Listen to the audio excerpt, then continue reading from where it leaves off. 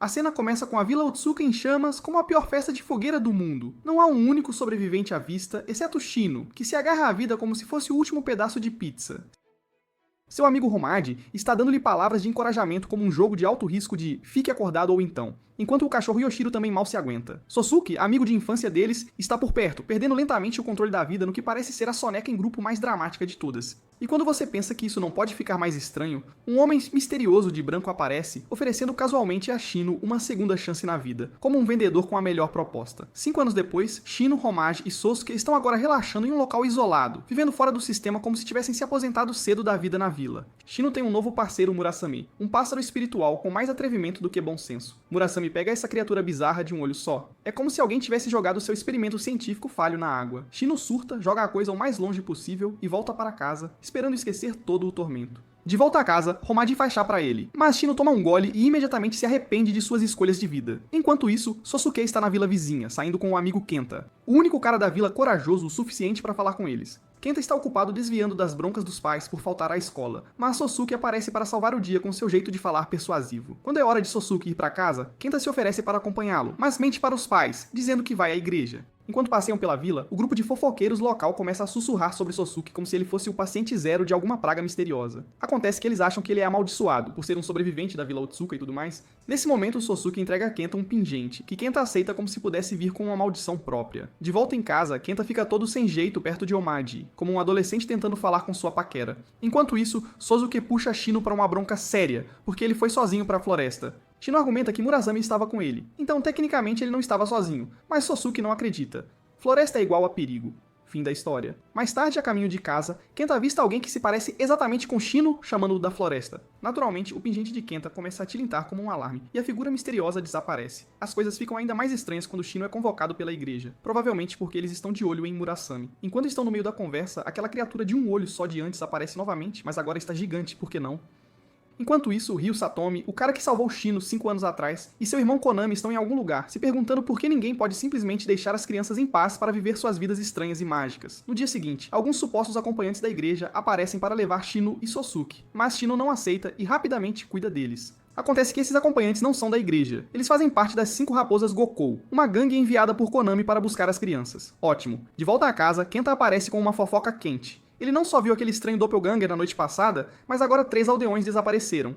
Shino e Sosuke dizem a Kenta para ficar longe da floresta e não aparecer mais, o que faz Kenta sentir que está sendo ignorado por seus únicos amigos. Ele sai dramaticamente, arranca o pingente e corre para casa. Sosuke o persegue, mas Kenta não está com humor para desculpas. Mais tarde, Sosuke retorna, apenas para descobrir que Shino foi atrás de Kenta. Alarmes começam a tocar e Sosuke se transforma em sua forma de cachorro. Porque por que correr quando você pode disparar como um lobo? Shino logo encontra Kenta enrolado em teias seriamente pegajosas, cortesia da mesma mulher que Kenta viu antes. Ela está montando um monstro que é basicamente uma máquina de cuspir teias. Sosuke aparece bem a tempo de salvar o dia. E Shino vira um herói de anime completo, transformando Murasame em uma espada e fatiando o monstro com um golpe limpo. Sosuke o provoca, dizendo que nada pode pará-lo quando ele está empunhando Murasame, mas a celebração da vitória é interrompida. De volta em casa, as raposas sequestraram Homadi, e o pai de Shino e Sosuke os informa sobre uma história de fundo selvagem envolvendo bestas sagradas, casas antigas e a igreja tentando controlar seu poder. Com Homadi desaparecida, Sosuke decide que eles estão indo para a capital imperial no dia seguinte para trazê-la de volta, ou pelo menos descobrir o que todas essas forças poderosas querem com eles. Parece que a aventura está apenas começando. A próxima cena começa com Homadi, vivendo a boa vida na mansão de Kanami, se divertindo como se estivessem em umas férias com tudo incluído. Ela tem tudo o que precisa, sendo tratada como realeza. Enquanto isso, na capital, Sosuke e Shino finalmente chegam à cidade. Eles são recebidos por algumas pessoas da igreja, mas então, surpresa, Ryu Satomi aparece, meio que como aquele tio distante que você lembra, mas não tem certeza se ele é real. Shino o reconhece instantaneamente enquanto Sosuke fica ali, sem noção. Satomi menciona casualmente que é responsável por cuidar dos sobreviventes da Vila Otsuka, e o rosto de Sosuke diz, peso puro, e agora? Shino rapidamente o informa, dizendo, ah, sim, ele é um dos membros do esquadrão de bestas sagradas, nada demais, sabe? Satomi acolhe os meninos e rapidamente os deixa no Hotel Kino. Shino, sendo tão hiperativo quanto é, pula o check-in no hotel e corre para a cidade para passear. Infelizmente, ele não tem ideia de que a estranha criatura de um olho só da vila pegou carona com ele. Enquanto perambulava, Shino é atingido por um cara chamado Kobongo, que está no meio de uma discussão com alguns monges do Instituto Shogetsu. O problema de Kobongo, ele quer que eles libertem seu cunhado, Genpachi, mas os monges dizem, não, pegamos um demônio, não seu irmão. Enquanto Kobongo é expulso da discussão, literalmente ele colide direto com Shino, nocauteando-o sem nem perceber. O pai de Kobungo aparece, pede desculpas aos monges pela birra de criança do filho e só então percebe que o filho está literalmente em cima de um Shino desmaiado. Eles avistam uma estranha marca de nascença no braço de Shino e decidem: vamos levá-lo para casa. Quando Shino finalmente acorda, ele devora tudo o que vê pela frente como um triturador de lixo humano. Os olhos de Kobungo quase saltam da cabeça. Ele diz: cara, você não come desde o ano passado? Shino está ocupado demais inalando comida para se importar. Enquanto isso, Murasame e Sosuke, que está totalmente no modo cachorro como Yoshiro, aparecem para buscar Shino. Depois que eles saem, Kobungo quase desmaia quando vê a conta de tudo o que Shino comeu. O cara pode precisar de uma segunda hipoteca para cobrir essa despesa. Enquanto Shino se reencontra com Sosuke, ele diz: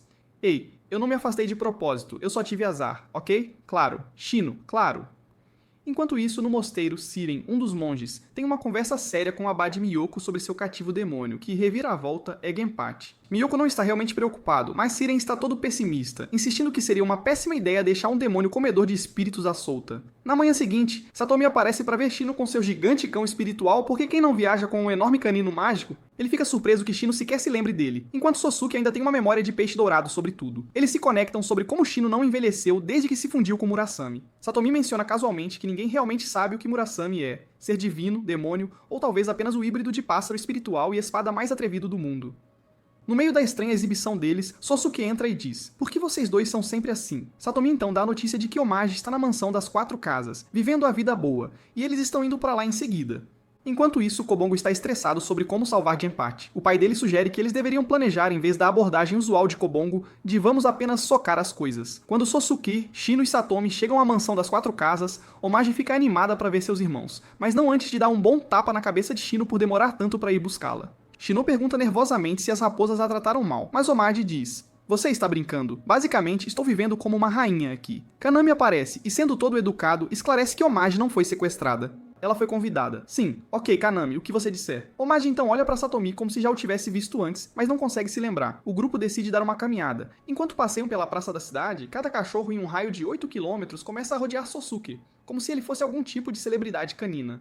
O espírito canino dentro dele está claramente o tornando um sério imã de animais de estimação. Enquanto esse caos se desenrola, Siron tem um de seus insetos assustadores os espionando, coletando informações. Depois de encher seu caderno com detalhes suculentos, Siron vai para a cela de Genpachi para uma tortura vilanesca clássica, completa com seu fiel enxame de insetos. As coisas não parecem boas para Genpachi, mas ei, pelo menos Omaji está se divertindo muito na mansão. A cena começa com Siron realmente tentando fazer Genpachi se transformar em sua forma demoníaca, mas Genpachi está determinado a não ceder. Ele está cerrando os dentes, suportando toda a dor como se estivesse tentando segurar um espirro durante uma entrevista de emprego. Enquanto isso, na mansão de Konami, Omaji o encontra afogando-se em sake como se estivesse saindo de moda. Kanami diz: fique aqui, Hamaji, a vida é boa, mas ela não aceita. Desculpe, tenho que ir com meus irmãos. Além disso, você tem as raposas para te fazer companhia, certo? Enquanto isso, Shino de alguma forma transformou a criatura assustadora em uma bola quicante, e ele a joga como se fosse a coisa mais normal do mundo. Sosuke entra recém-saído do banho e imediatamente exige respostas. Então, qual é a sua com Satomi? Shino tenta desviar da pergunta como de costume, mas Sosuke não o deixa escapar desta vez. Finalmente, Shino conta tudo. Satomi foi quem o salvou 5 anos atrás, quando a vila deles pegou fogo, e agora Shino sente que lhe deve. No dia seguinte, a turma, Sosuke, Shino, Hamaji e Kanami, sai para um passeio casual como se estivessem em férias de turismo. Shino está ansioso para conversar com Satomi, mas Satomi provavelmente está ocupado tomando chá ou tramando algo. Enquanto isso, Kobungo está causando mais uma cena, desta vez na base militar, exigindo saber o que aconteceu com seu irmão. Genpachi, os soldados o jogam para fora como lixo de ontem, dizendo que seu irmão foi dispensado por tirar um sabático não aprovado relacionado a demônios. E adivinhem em quem Kobungo cai quando é jogado para fora? Kobungo leva Shino e Sosuke de volta para a pousada de sua mãe, onde eles enchem a cara de comida, como se fosse a última refeição deles. Omaji e Kanami, enquanto isso, não têm ideia para onde os meninos desapareceram. Omaji finge que não está preocupada, mas Kanami não acredita. Assim que Shino e Sosuke terminam de devorar tudo na pousada, Shino pergunta a Kobungo por que ele está sempre começando brigas. Kobungo diz: bem, o Instituto Shigetsu prendeu meu irmão, nada demais ou algo assim. E esse é o fim daquela conversa, porque por que você precisaria de mais detalhes? Mais tarde naquela noite, Shino e Sosuke finalmente encurralam Satomi em seus aposentos. Sosuke vai direto ao ponto. Por que você nos arrastou para a capital? Satomi tira dramaticamente 2 joias brilhantes, rotuladas dever e devoção. Os queixos de Shino e Sosuke caem. Essas eram nossas joias? Aparentemente, eles as perderam de vista como chaves sobressalentes, e agora Satomi as teve o tempo todo.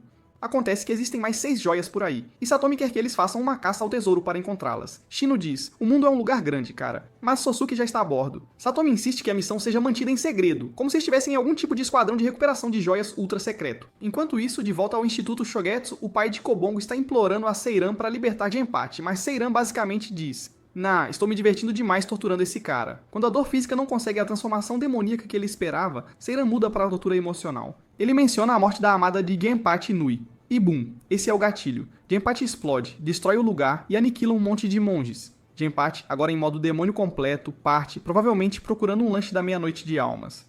Shino e Sosuke estão voltando para o hotel quando Genpachi aparece, causando um pânico total nas ruas. Shino diz: "Ah, ótimo!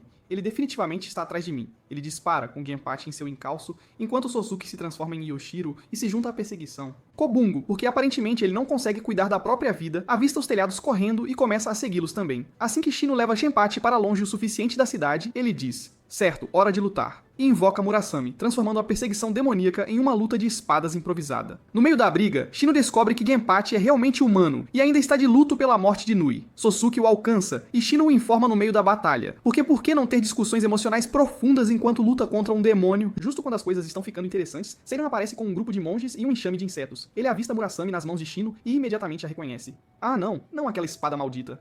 Ele ordena que os monges e os insetos ataquem, e antes que você perceba, flechas estão voando por toda parte.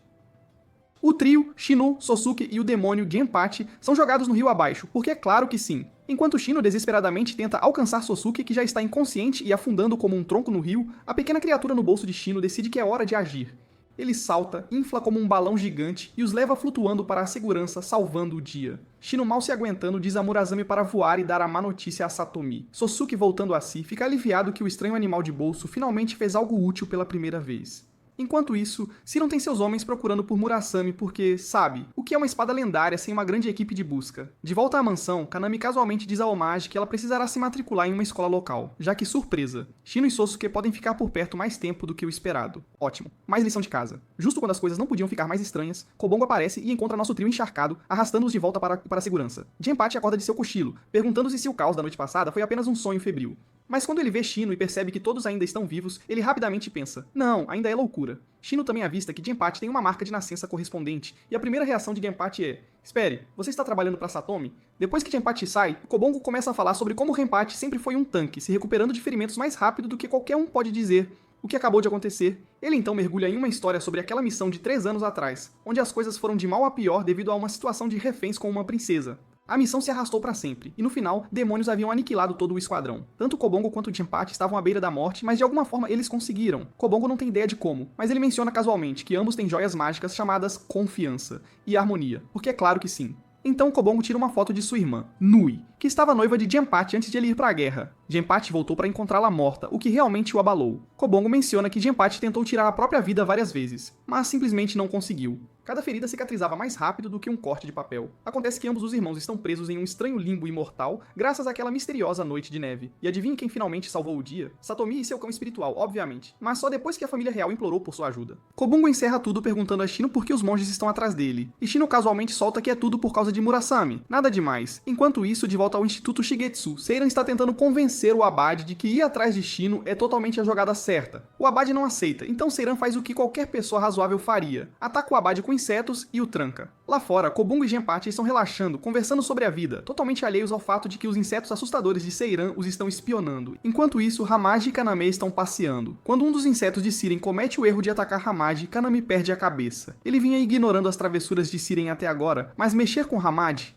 Essa é uma linha que você não cruza. Siren, reunindo seu exército de monges como se estivesse em um filme de ação ruim, marcha sobre os rapazes. Genpachi, enquanto isso, decidiu que a criatura precisa de um nome, e a batiza de Meigu, o que é meio fofo. Mas a fofura não dura muito. Momentos depois, eles percebem que estão cercados por monges e insetos. As coisas vão de mal a pior. Quando Seiran solta uma bomba sobre Genpachi, Nui não estava apenas morta. Ela estava grávida do bebê de outro homem e tirou a própria vida quando soube que Genpachi estava voltando. Genpachi compreensivelmente perde a cabeça e se transforma em sua forma demoníaca, aniquilando a maioria dos monges em um surto de raiva. Seiran perde um braço no processo, mas tenta fugir. Azar o dele, Kaname aparece, furioso com o incidente de Homage, e revela a seus irmãos. Não posso te perdoar por mexer com Homage, ele declara, e envia suas raposas atrás de Seiran, que solta um grito arrepiante à distância. Em meio a todo o caos, Shino usa a habilidade de Murasame de invocar chuva para apagar os incêndios furiosos, porque aparentemente a espada também é um dispositivo de controle climático. Depois que tudo se acalma, Genpachi repreende Kobongo por esconder a verdade sobre Nui dele, mas Kobongo diz: eu só não queria te machucar, irmão. Shino acorda no meio da noite, decidindo que um passeio solo por esta mansão ridiculamente enorme é exatamente o que ele precisa. Porque o que poderia dar errado, certo? Enquanto ele vagueia por uma parte assustadora e inexplorada da casa, ele nota um par de olhos vermelhos o encarando das sombras. Claramente, nada de sinistro nisso. Assim que ele está prestes a ver se aqueles olhos pertencem a algo aterrorizante, Satomi se aproxima sorrateiramente por trás dele e o agarra como se fosse um susto de um filme de terror. Shino, agora 10 anos mais velho do susto, quase salta da própria pele. Ei, não vá lá, diz Satomi casualmente, como se não tivesse acabado de tirar anos da vida de Shino. Ele explica que nem mesmo ele e seus irmãos têm permissão para entrar naquela parte da mansão sem autorização, porque algum outro chefe assustador comanda as coisas por lá.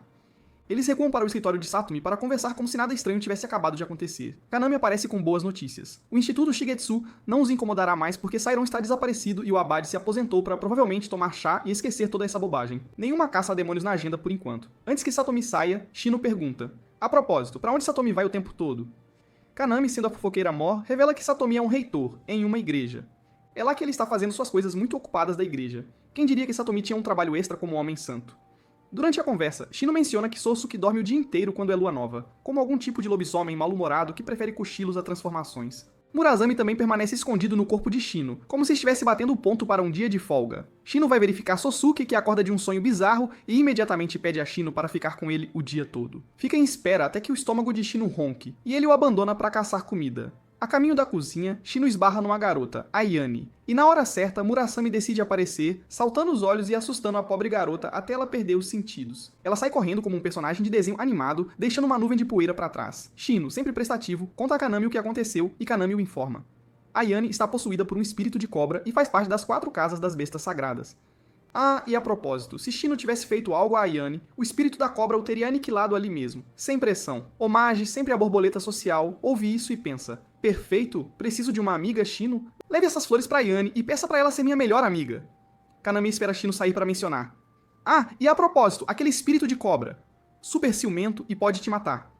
Enquanto Shino vai para a parte proibida da mansão, ele começa a se sentir estranho, e Murasame tenta sair de novo. Shino ignora bem quando o espírito da cobra, Chikage, aparece. A cobra gigante joga Shino no chão como se fosse seu trabalho, e começa a interrogá-lo sobre a invasão, depois que Satomi especificamente o proibiu. As coisas parecem sombrias até Sosuke aparecer, implorando por misericórdia em nome de Shino. Chikage, sendo do tipo razoável, decide que a punição deve ser Sosuke cortar o próprio braço. Sosuke está prestes a fazer isso quando Ayane entra correndo, chamando Chikage de cobra cruel.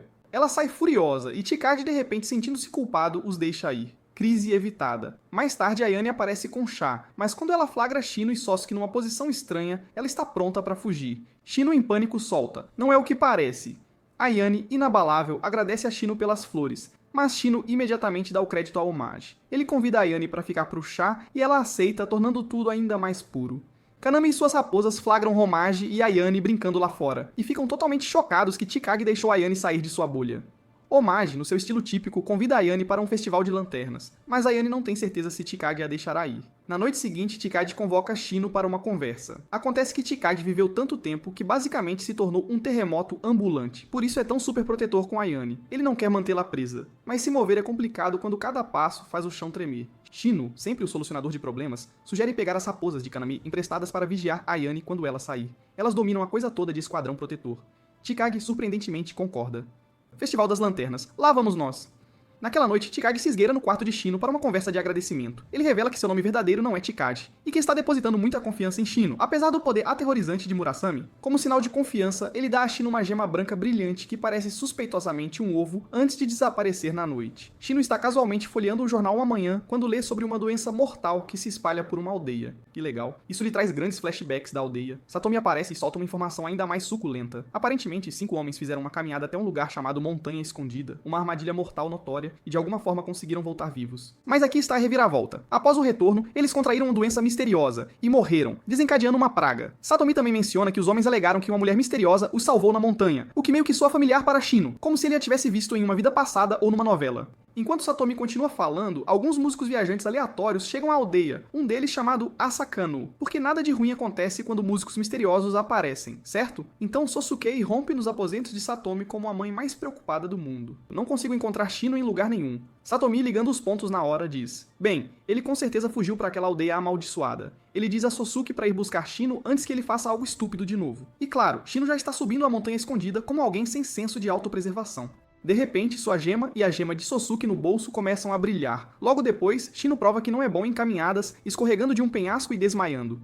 Enquanto isso, de volta à estação de trem, Sosuke está comprando passagens para a aldeia quando quem aparece senão Kobungo e Genpachi. Eles se voluntariam para a missão de resgate. Sosuke, enquanto isso, tem flashbacks vagos da aldeia Otsuka, lembrando como ele, Shino e Hamadi escaparam por pouco da praga por pura sorte. Shino acorda no fundo do penhasco, agora sem a gema de Sosuke. Ele ainda está pensando nisso quando o residente local da montanha, um macaco espírito gigante, aparece como se nada fosse. Em vez de surtar, Shino casualmente pergunta ao macaco se ele viu a gema de Sosuke como quem pede troco. O macaco, que fofo, joga pra ele uma espécie de rocha dourada. Shino pensa, obrigado, mas eu esperava algo pequeno e brilhante. Tenta questionar o macaco sobre os aldeões misteriosos e aquela mulher, mas o macaco apenas parece confuso.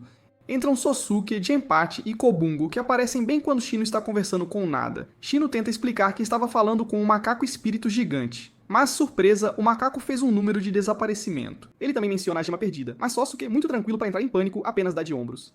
Vamos encontrá-la depois, ele diz. Enquanto descem a montanha, eles esbarram em alguns aldeões que imediatamente os colocam em quarentena. Aparentemente, viajantes da montanha são um risco instantâneo à saúde.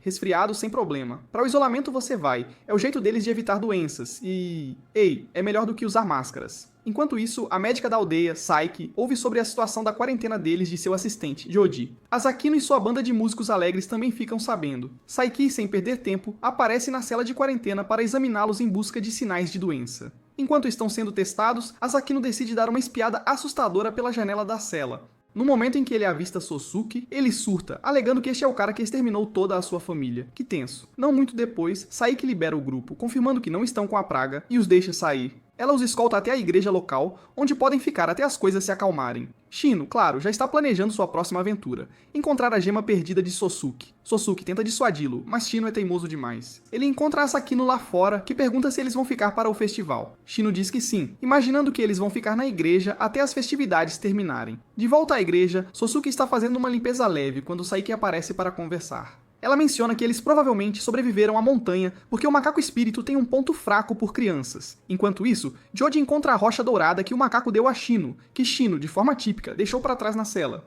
Boa, Shino.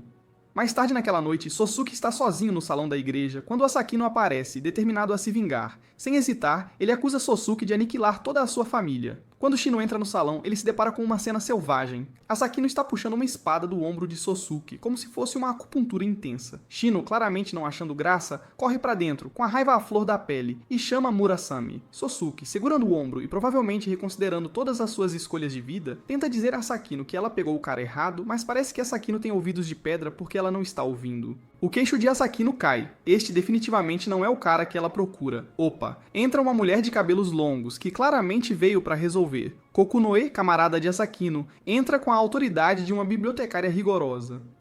Ela diz a Asakino para parar porque, surpresa, esses não são os caras que ela procura. Kokunoe se desculpa em nome de Asakino, a quem ela chama de sua criança. Aproveitando o momento, Shino exige que Kokunoe o ajude a encontrar a gema perdida de Sosuke, como um sinal de sua desculpa. Ela provavelmente se arrepende de ter entrado nessa sala agora. Mais tarde, numa estranha reviravolta, Kobungo faz uma descoberta chocante. Todos os quatro, Shino, Sosuke, Genpachi e ele, têm marcas de nascença iguais em diferentes partes de seus corpos. A de Kobungo está na bochecha direita, a de Shino no braço direito. De repente, Joji irrompe como alguém atrasado para um simulado de incêndio. Ele diz ao grupo que houve uma confusão épica. Um dos aldeões avistou a pedra dourada que Joji encontrou na cela de Shino, e agora a aldeia inteira está indo para a montanha em busca do que eles pensam ser um tesouro enterrado. Shino, sempre o pragmático calmo, dá de ombros, dizendo: "Ei, deixe-os ir. O que tiver que acontecer, acontece." Saiki, compreensivelmente chocada com a atitude despreocupada de Shino, começa a suspeitar que ele sabe mais sobre o macaco espírito da montanha do que está revelando.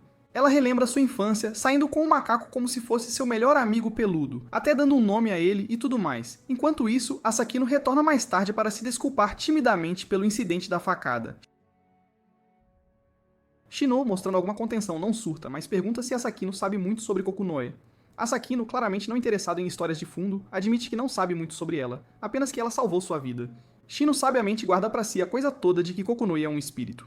Em outro lugar, Kokunoe está tendo uma conversa franca com o macaco espírito que está passando por uma crise de meia-idade. Ele viveu tanto tempo que esqueceu por que ainda está por perto. Aparentemente, a aldeia sobrevive apenas por causa da chuva que cai exclusivamente na montanha graças ao macaco. De volta à aldeia, os moradores, sentindo o cheiro de ouro em potencial, insistem que Shino os guie pela montanha. Saiki se recusa, mas isso não impede os aldeões de sequestrar Shino, Sosuke, Genpachi, Kobungo e até Asakino, para arrastá-los para essa aventura de caça ao ouro. Infelizmente, eles atingem uma barreira mística, Murazami. Bate de cabeça na parede e estilhaça a barreira. Problema resolvido. De repente, o macaco espírito aparece e ele definitivamente não está com humor para a conversa fiada. Ele começa a atacar os aldeões como se fossem suas pinhatas pessoais. Shino fica chocado com a agressão.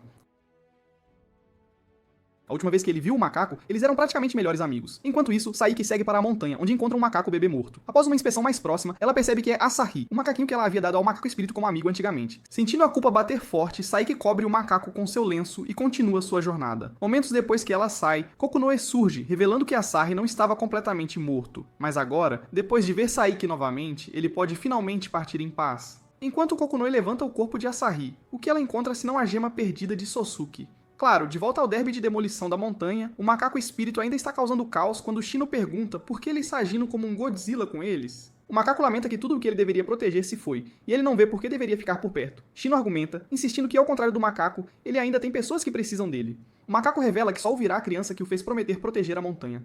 Na hora certa, Saiki aparece e solta a bomba. Ela é aquela criança. Ela chama o macaco pelo nome que lhe deu, Shinonome, e Shino implora para ela fazê-lo cair na real. No entanto, Saiki está bem tranquila com a situação toda.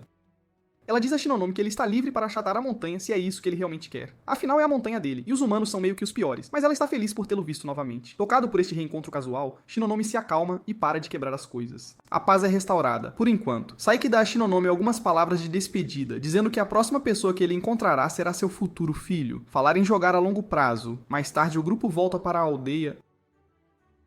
Alguns dos moradores, aparentemente sofrendo de perda de memória seletiva, perguntam a Saiki para onde foram os aldeões desaparecidos. Ela sabiamente mantém a boca fechada. Naquela noite, Shino descobre algumas informações interessantes. Aparentemente, Genpachi e Kobungo são demônios do vento e do relâmpago, respectivamente. Além disso, Kokunoe deu a Asahi um frasco de água que pode conceder qualquer desejo. O que Asahi desejou é um mistério, mas ele claramente o usou para algo grande. No dia seguinte, com o drama para trás, Shino e seus amigos finalmente deixam a aldeia e voltam para a capital. Esperançosamente, haverá menos facadas de agora em diante. Num flashback arrepiante, vemos um jovem de bruços na neve, monologando sobre como ele definitivamente não está pronto para morrer porque, sabe, ele tem uma irmã para cuidar. Avançando para os dias atuais, e surpresa, o mesmo cara está vivo e bem, agora confortavelmente sentado num trem. E não é qualquer trem. Este, por acaso, é o mesmo que Shino, Genpachi, Kobungo e Sosuke estão planejando pegar de volta para a capital. Que mundo pequeno, aparentemente. Sosuke e Shino, sendo os cavalheiros elegantes que são, se acomodam na primeira classe. Enquanto isso, Genpachi e Kobungo optam pela seção econômica. Shino e Sosuke se veem sentados com um jovem severo, que encara Shino como se ele tivesse acabado de insultar a mãe dele. De repente começa a chover, porque é o que mais você precisa no meio do verão, certo? Sosuke, o amigo sempre atencioso, tira a jaqueta para proteger Shino da chuva, e então sai para conversar com o condutor.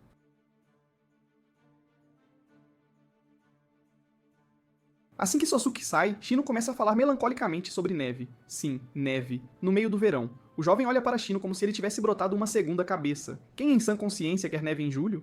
Bem, aparentemente Shino quer, porque alguns minutos depois começa a nevar. O queixo do jovem praticamente cai no chão. Ele está absolutamente impressionado. Este garoto literalmente desejou neve, e aconteceu. Então, como se as coisas não pudessem ficar mais estranhas, um bêbado tropeça no vagão. O jovem tenta afastá-lo, mas o cara não aceita. Shino, sendo o herói prático que é, casualmente joga seu olho mágico no bêbado. Sosuke entra bem a tempo de ver isso, e sem piscar, derrama água no olho para inflá-lo como um balão, garantindo que o bêbado não volte. O jovem, ainda processando a situação da neve, agora tem que lidar com o fato de que esses caras têm um olho vivo e inflável como segurança. Enquanto Shino se encolhe e adormece no colo de Sosuke como um gato sonolento, o jovem está aterrorizado demais para sequer olhar para o olho. Ele está convencido de que é algum tipo de criatura demoníaca do submundo. Assim que as coisas começam a se acalmar, um monge embarca no trem, parecendo pronto para lidar com alguns negócios paranormais. Ele está aqui para purgar alguns espíritos, e seu radar está travado no vagão do jovem. Assim que ele entra, porém, um espírito irrompe do jovem como um mágico tirando um coelho da cartola. E bam! O monge é arremessado contra um caco de gelo como se fosse a hora do amador na competição de exorcismo.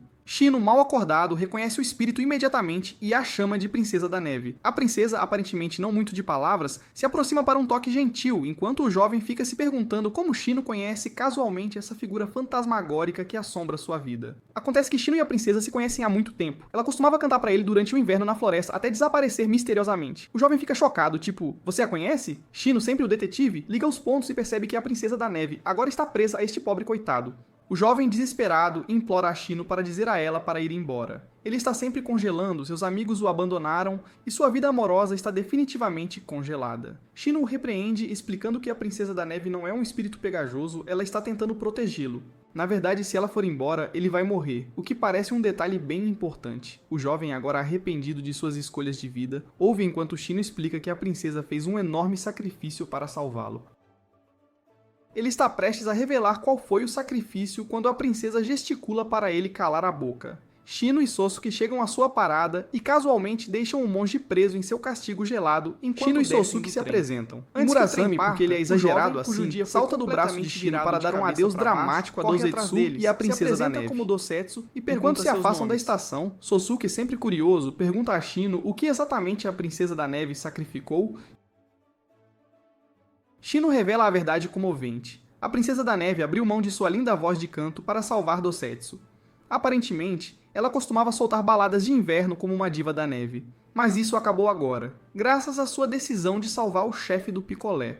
Ela fez tudo para que Dosetsu pudesse voltar para sua irmã. Chega de concertos de inverno para ela. Mais tarde naquela noite, Shino e a turma voltam para a pousada da mãe de Kobungo. Homage dramaticamente diz a Kaname que está pronta para ir à escola, especificamente uma escola só para meninas. Isso significa que Sosuke e Shino terão que merecer suas visitas, o que ela acha hilário. Enquanto ela se prepara para sair, Sosuke sugere esperar Shino para se despedir. Mas Hamadi, sendo sua versão rebelde, recusa. Shino está fazendo recados para Satomi, e ela imagina que o verá mais tarde. Antes de sair, ela dá a Sosuke um pacote e sugere que Shino o entregue, já que ele parece uma garota, facilitando a entrada dele na escola. Shino pega o pacote e, claro, dá uma espiada dentro. Está cheio de manuais de assassinato, 3 livros repletos de dicas sobre como eliminar alguém, tipo a lista de leitura de verão definitiva. Shino se pergunta para que diabos Hamadi precisa disso, e começa a imaginar uma escola cheia de futuros assassinos. Sosuke, sempre o guarda-costas leal, acompanha Shino até os portões da escola, mas se recusa a entrar porque, afinal, é uma escola só para meninas, e ele não quer quebrar nenhuma regra.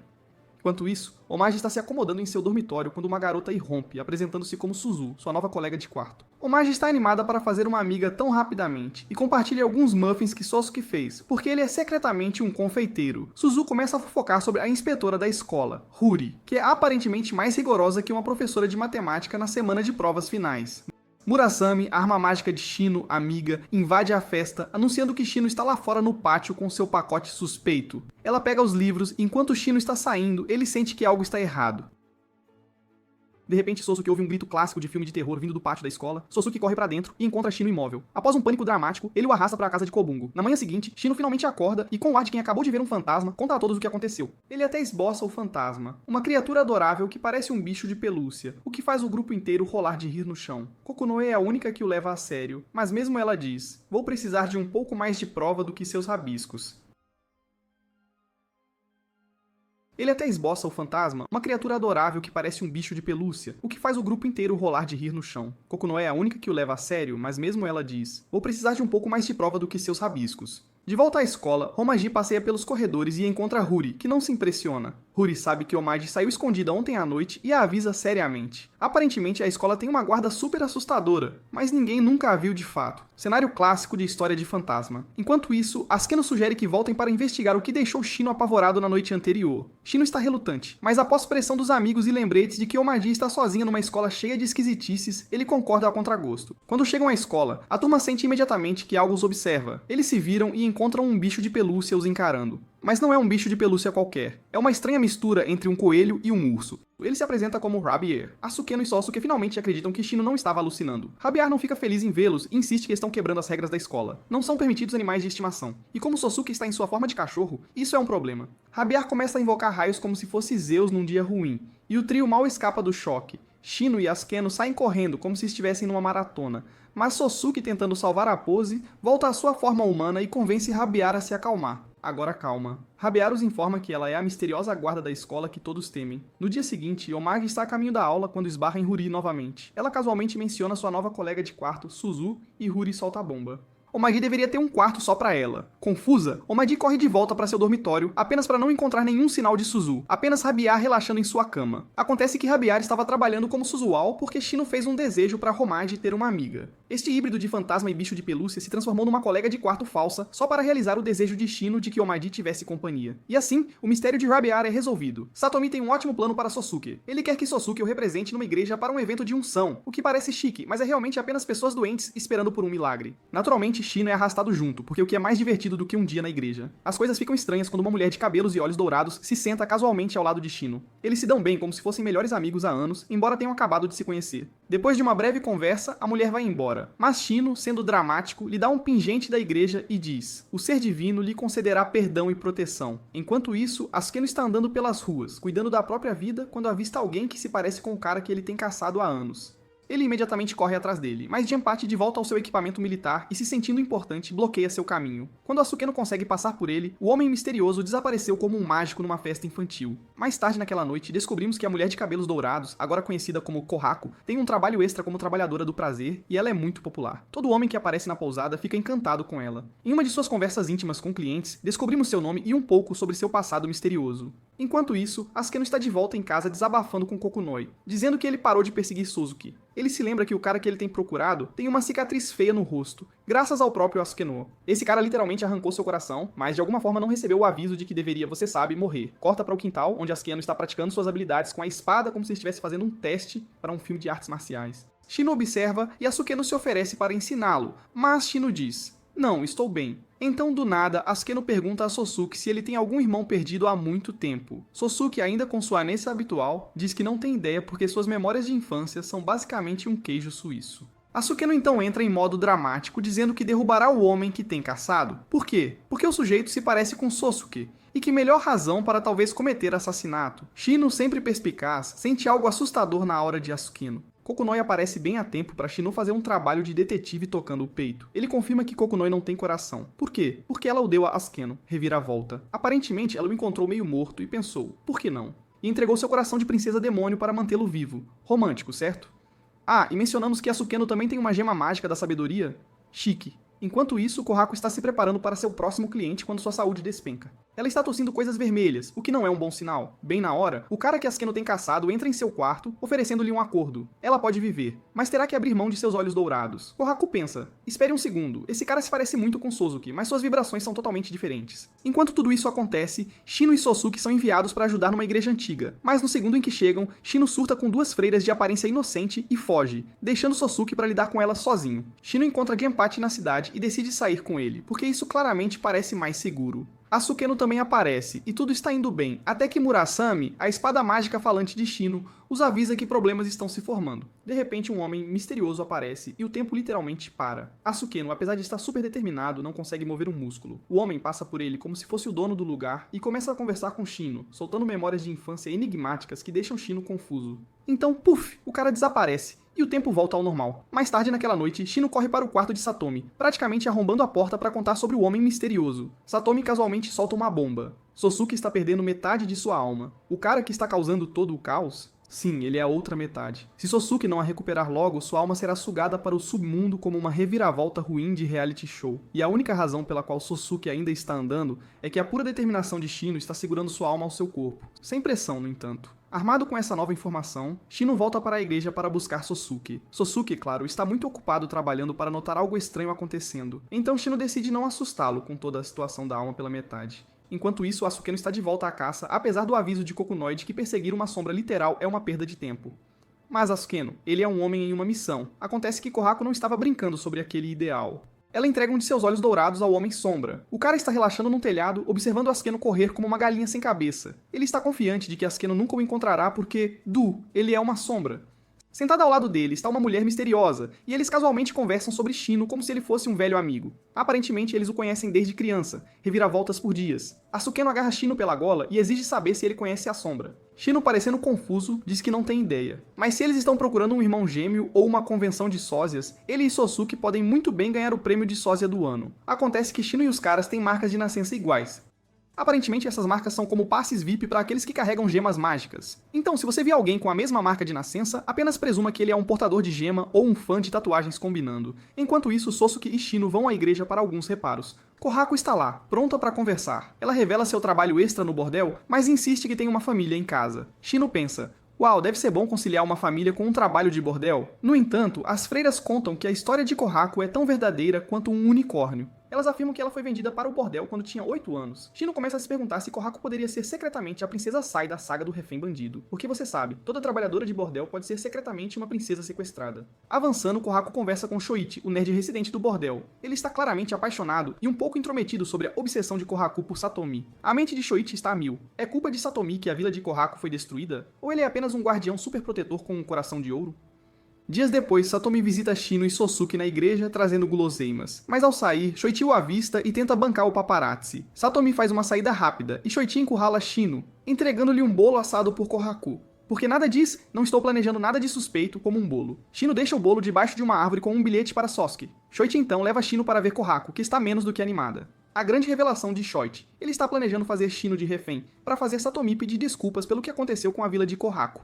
Kohaku diz, não, obrigada, estou bem. Shoichi insiste porque aparentemente ele está apaixonado por Kohaku, e pensa que um pedido de desculpas derreterá seu coração gelado, porque quem não gostaria de um pedido de desculpas dramático para consertar uma vida amorosa? Shoichi saca uma arma para fazer um ponto, mas acidentalmente atira em Shino no pescoço. Shino desaba, mas Murasame, a espada rabugenta de Shino, aparece e engole Shoichi inteiro. O queixo de Kohaku cai. Nesse momento, um atendente tropeça e encontra Shino sangrando.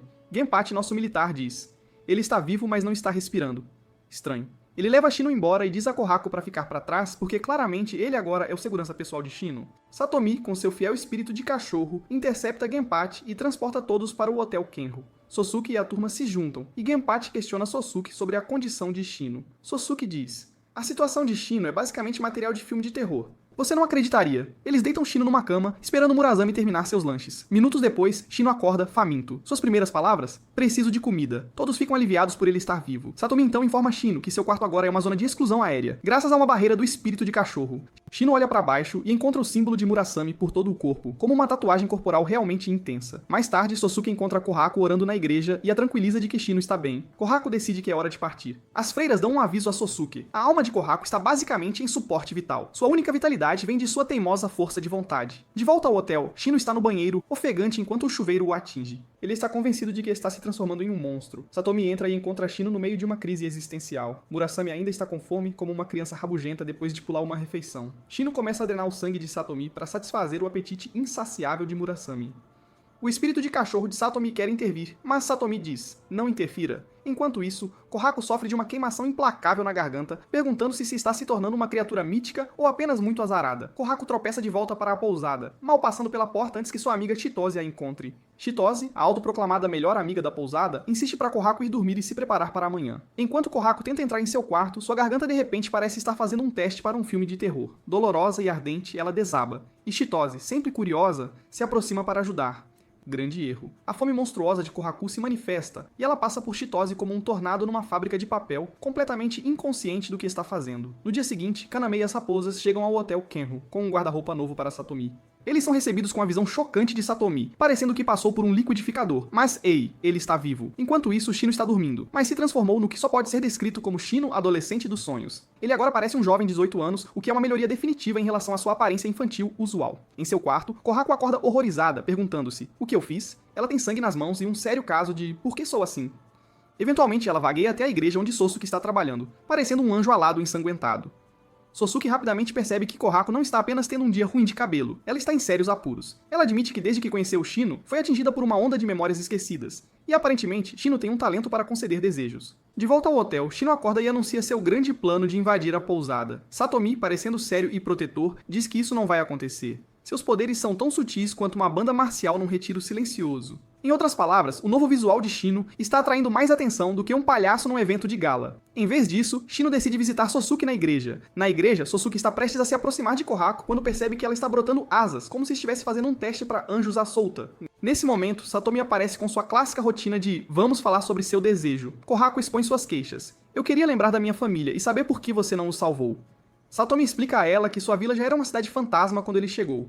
Kohaku estava ocupada sendo vendida para o bordel, o que, sejamos francos, é uma reviravolta do destino bem ruim. Enquanto as asas de Kohaku finalmente completam sua entrada dramática, Shino aparece. Kohaku fica chocada com sua transformação, e Shino, sentindo-se um pouco como uma fada madrinha emocional, pede desculpas por involuntariamente fazê-la lembrar de seu passado.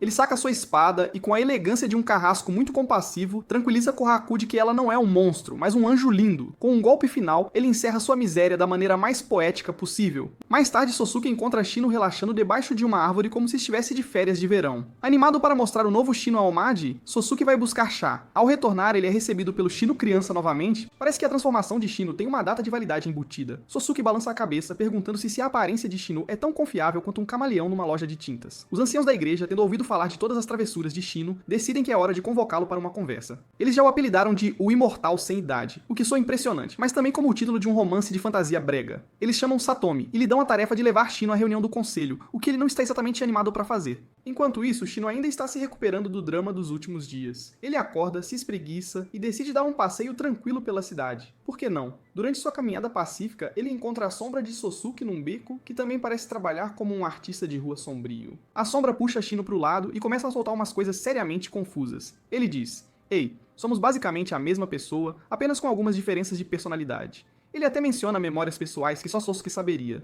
Shino percebe que a sombra também tem as memórias de Sosuke. A sombra então admite que tem feito compras de partes do corpo, coletando coisas como o olho de Kohaku e o coração de Asukeno, basicamente reunindo um conjunto completo de adereços assustadores de Halloween. Ele dá um abraço em Shino e sorrateiramente pega algo do bolso dele. Mais tarde, Shino encontra Sosuke e pergunta sobre as memórias que a sombra mencionou. Para a surpresa de Shino, Sosuke se lembra delas e fica todo emotivo, como se descobrisse que seu programa de TV favorito foi cancelado. Eles voltam para o hotel, onde as raposas lhes dão a notícia. Algumas pessoas da igreja tentaram pegar Shino, mas Konami as assustou. As raposas também mencionaram que Satomi está na sede da igreja, possivelmente tramando algo sorrateiro. Enquanto isso, Homage já está na sede da igreja, felizmente inconsciente de que é a isca numa armadilha destinada a atrair Shino.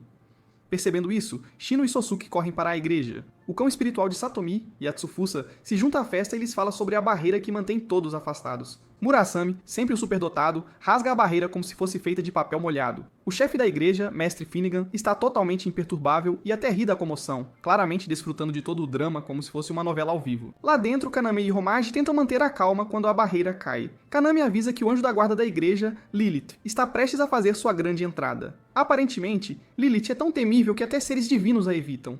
É como anunciar que o segurança da igreja é uma criatura mítica com um temperamento muito curto. Shino esbarra em Lilith, que está pronta para uma luta. Seu ataque é como um furacão com rancor, mas Shino consegue afastá-la com sua espada. Lilith fica chocada. Ela não esperava que alguém realmente a enfrentasse. Shino tenta fazer uma fuga rápida, mas Lilith o pega com algumas amarras mágicas. No entanto, Shino faz um movimento clássico de fuga com uma cortina de fumaça e encontra Satomi. Satomi fica impressionado que Shino tenha saído ileso, embora Shino tenha certeza de que estava a segundos de um ataque cardíaco. Lilith alcança Satomi e pergunta se ele viu Shino.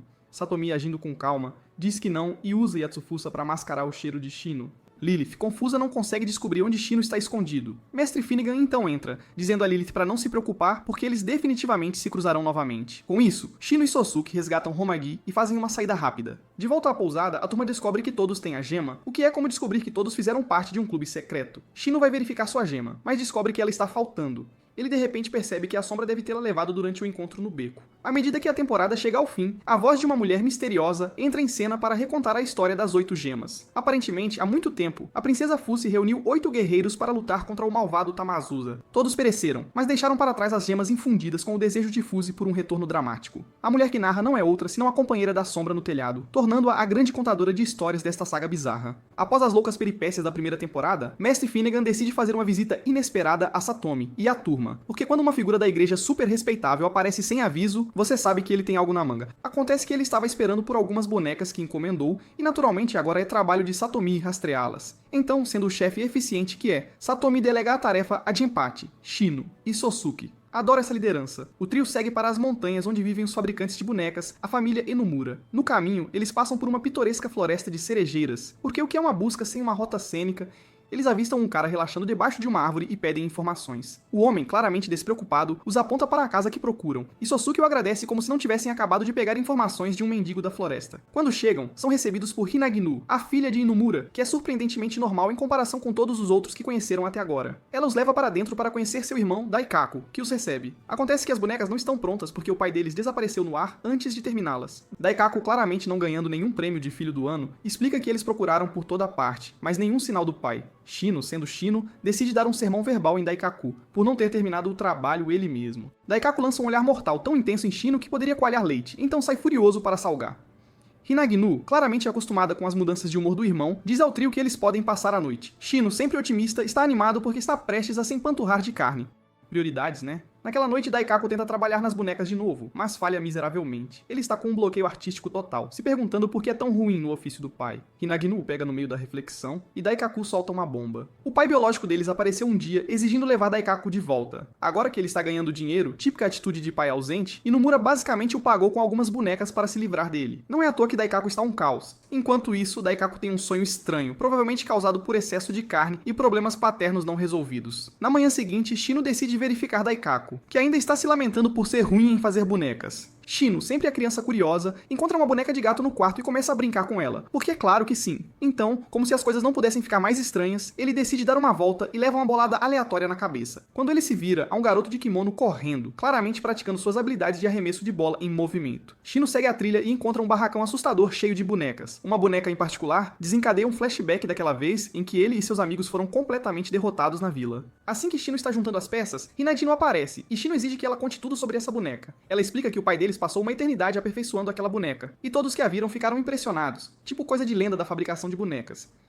Shino volta para a oficina de Daikaku e entrega a ele a bola que quase o nocauteou. Daikaku se lembra de ter dado aquela mesma bola a um gato que ele teve. Ele explica que o gato, que ele nunca se preocupou em nomear, simplesmente apareceu um dia, ficou à vontade e nunca mais saiu, até que um dia ele sumiu. Ele imaginou que o gato foi morrer em paz, porque é o que gatos de rua fazem, certo? Depois da emocionante história do gato, Daikaku pede um favor a Shino: sentar e posar pra ele enquanto trabalha nas bonecas. Sabe, um clima casual de fazer bonecas. Mais tarde naquela noite, o garoto misterioso é visto cantando na floresta, pouco antes de um galho de cerejeira se quebrar para um efeito dramático. No mesmo instante, Daikaku tem uma epifania. Ele foi assassinado. A próxima coisa que eles sabem, uma rajada de vento irrompe pelo ar e o trio sai para encontrar o garoto com a bola. Ele está gritando para eles deixarem Daikaku em paz, como um irmãozinho protetor num parquinho. Então, no verdadeiro estilo anime, o garoto se transforma num gato. Genpachi, nunca perdendo uma oportunidade de se exibir, muda para sua forma demoníaca para intimidar o bichano.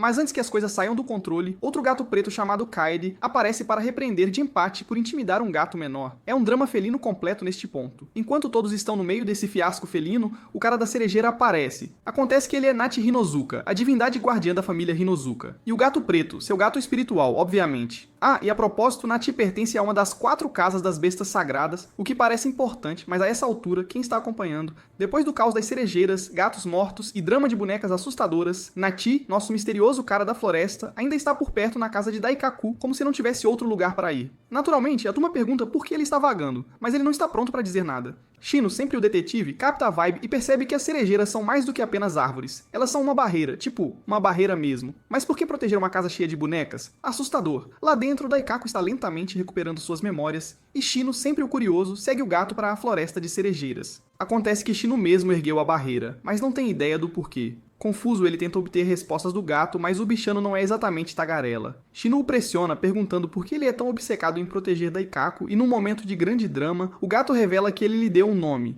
Shino fica tipo, espera, o quê? Daikaku nem se lembra de ter te nomeado. Então, em perfeito estilo de filme de terror, outro galho de árvore cai. Shino sente que as árvores estão mortas, porque aparentemente ele também é um médico de árvores. Não, e sem aviso, saca sua espada e as derruba todas. O gato surta, gritando que Shino acabou de matar a única proteção deles. Mas Shino diz que as árvores já estavam mortas de qualquer jeito. Com a barreira caída, o gato entra em pânico, dizendo que o grande mal que eles estavam mantendo afastado agora pode entrar. E bem na hora, uma figura sombria e assustadora aparece. O timing é tudo. Enquanto isso, lá dentro, Daikaku finalmente recupera o resto de suas memórias. Acontece que seu pai não desapareceu, mas, sabe, morreu. Então seu pai biológico apareceu como um vilão caça-fortunas, tentando roubar todas as bonecas de Inimura. Quando Daikaku recusou, o pai biológico simplesmente o esfaqueou. Clássica briga de família. Enquanto Daikaku jazia ali sangrando, seus únicos pensamentos eram: uau, eu realmente não quero morrer. E ei gato, você poderia talvez ajudar minha irmã e guardar essas bonecas tão queridas? Bem quando as coisas pareciam sombrias, o gato deixou cair uma joia, literalmente. Uma joia chamada Gratidão, salvando a vida de Daikaku. E assim, o pai biológico também acabou morto, porque sabe, karma. Avançando para o presente, e agora um esqueleto com uma atitude ruim e uma aura sombria está marchando em direção à casa. Daikaku, calmo como um pepino, reconhece-o como seu velho, Inumura, retornando para assuntos inacabados. Genpachi se oferece para lutar com o fantasma, mas Daikaku o impede. Ele encontra o fantasma no meio do caminho, pronto para uma emocionante reunião de pai e filho, ou algo assim. O gato, sempre atrasado, aparece de novo, e Daikaku se sente todo quentinho e fofo porque, claro, seu amigo felino nunca perde uma entrada dramática. No meio da conversa franca com o fantasma, Daikaku está prestes a trocar de lugar com ele quando o gato faz um movimento heróico e come o fantasma, sacrificando-se no processo.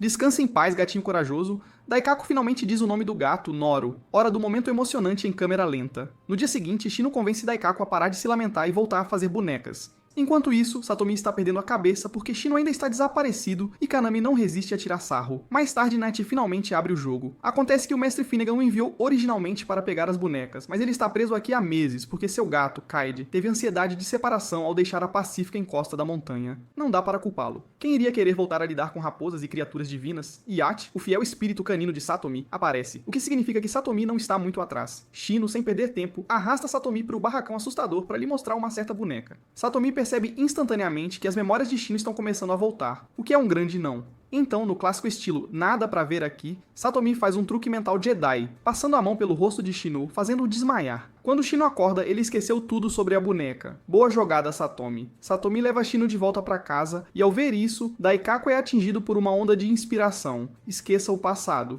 Hora de criar a boneca definitiva, ele percebe a joia da gratidão brilhando em sua mão. Enquanto isso, Satomi e Night vão para o barracão para sua própria inspeção. Satomi explica que a boneca é uma réplica da princesa Fuzi, uma lendária sacerdotisa que agora simboliza o desastre. Não é à toa que Satomi tem mantido as memórias de Shino sob 7 chaves. No dia seguinte, Daikaku apresenta a Satomi a boneca finalizada, toda embrulhada e pronta para a entrega. A grande revelação? A boneca de Daikaku é uma recriação perfeita de Satomi carregando Shino nas costas, imortalizando aquele momento estranho, mas emocionante, em forma de boneca. Enquanto se preparam para partir, Daikaku solta uma bomba. Ele também está se mudando para a capital. Shino vislumbra o espírito de Noro relaxando no ombro de Daikaku, provando que mesmo na vida após a morte, o gato ainda protege Daikaku. Quando Finnegan finalmente põe as mãos na boneca, ele a abre para encontrar o momento de Satomi carregando Shino em toda a sua glória de boneca. Satomi surge com um plano genial para dividir e conquistar. Ele atribui tarefas diferentes a Shino e Sosuke. Shino, coitado, fica encarregado de ensinar as crianças da igreja a ler e escrever. Naturalmente, Shino não está nada animado. Ele preferiria estar em qualquer outro lugar, especialmente depois de descobrir que a tarefa de Sosuke envolve ratos. Nem pensar. Então, Shino vai relutantemente para a igreja, preparando-se mentalmente para o caos. E ele está certo. As crianças são pequenos rebeldes, liderados por seu líder destemido, Atsushi, o encrenqueiro Mor. Em vez de ensinar, Shino passa a manhã observando-o sair correndo da sala como se fosse uma corrida de atletismo. Não que ele se preocupe em persegui-los, que corram. Bem quando Shino está prestes a sair também, ele sente um toque. Acontece que há uma criança ainda por perto, Karou. Essa garota tem os olhos mais intensos e misteriosos, e simplesmente pede a Shino para ler um livro de histórias para ela. Mais tarde naquele dia, Shino conta a Sosuke sobre os olhos estranhamente hipnotizantes de Karou, e Sosuke solta a bomba da verdade. Karou é cega, mas apesar disso, ela adora contos de fadas. Sosuke fica feliz que ela tenha se aberto para Shino, que então promete encontrar uma nova versão do livro dela, já que o que ela lhe deu está faltando páginas. Com Sosuke passando a noite na igreja, Shino decide ir para uma pousada familiar administrada pelos pais de seu amigo Kobongo.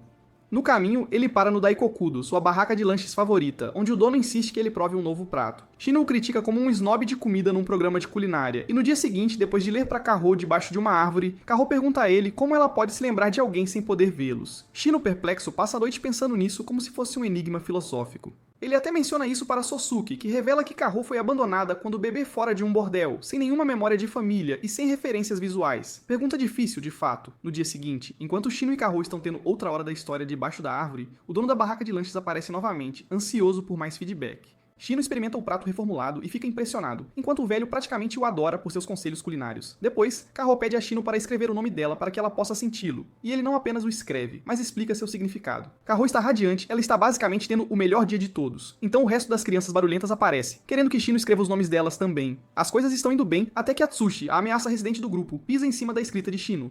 Irritado, Shino esbofeteia, fazendo Atsushi chorar como se estivesse fazendo um teste para uma novela. Sosuke aparece perguntando qual é todo o drama, mas Shino não está com vontade de explicar. Ele simplesmente pega a mão de carro e a leva embora, como um herói de filme mudo.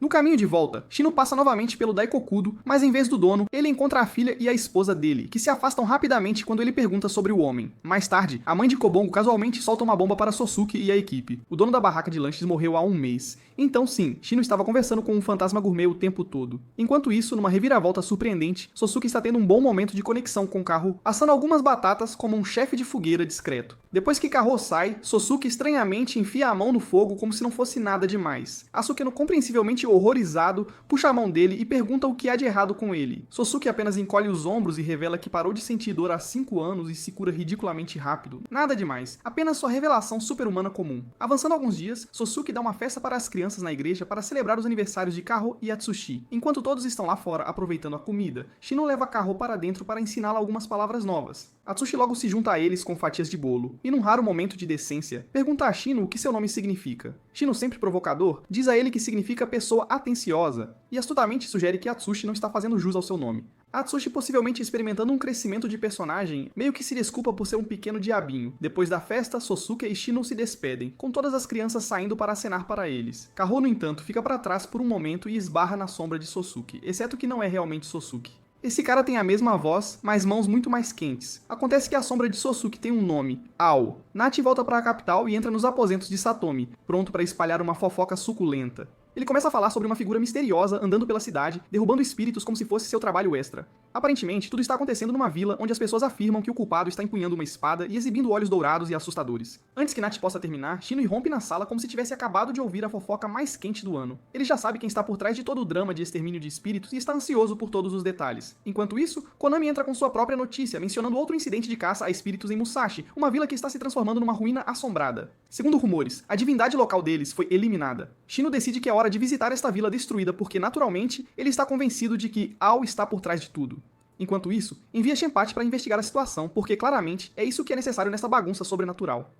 Genpachi vai ao santuário e encontra Yana, que casualmente menciona que a divindade da vila tem 2 vidas, como um gato divino. Uma vida está selada no santuário, nada demais. Pouco depois, Shino, Sosuke e Kobungo chegam à cidade e Genpachi os encontra na estação de trem como se estivesse dando um tour guiado. Antes mesmo de saírem da estação, Shino se inclina e diz a Genpachi para ficar quieto sobre Ao e uma joia misteriosa, nada suspeito. Enquanto eles passeiam casualmente pela vila amaldiçoada, Genpachi começa a contar o que aprendeu.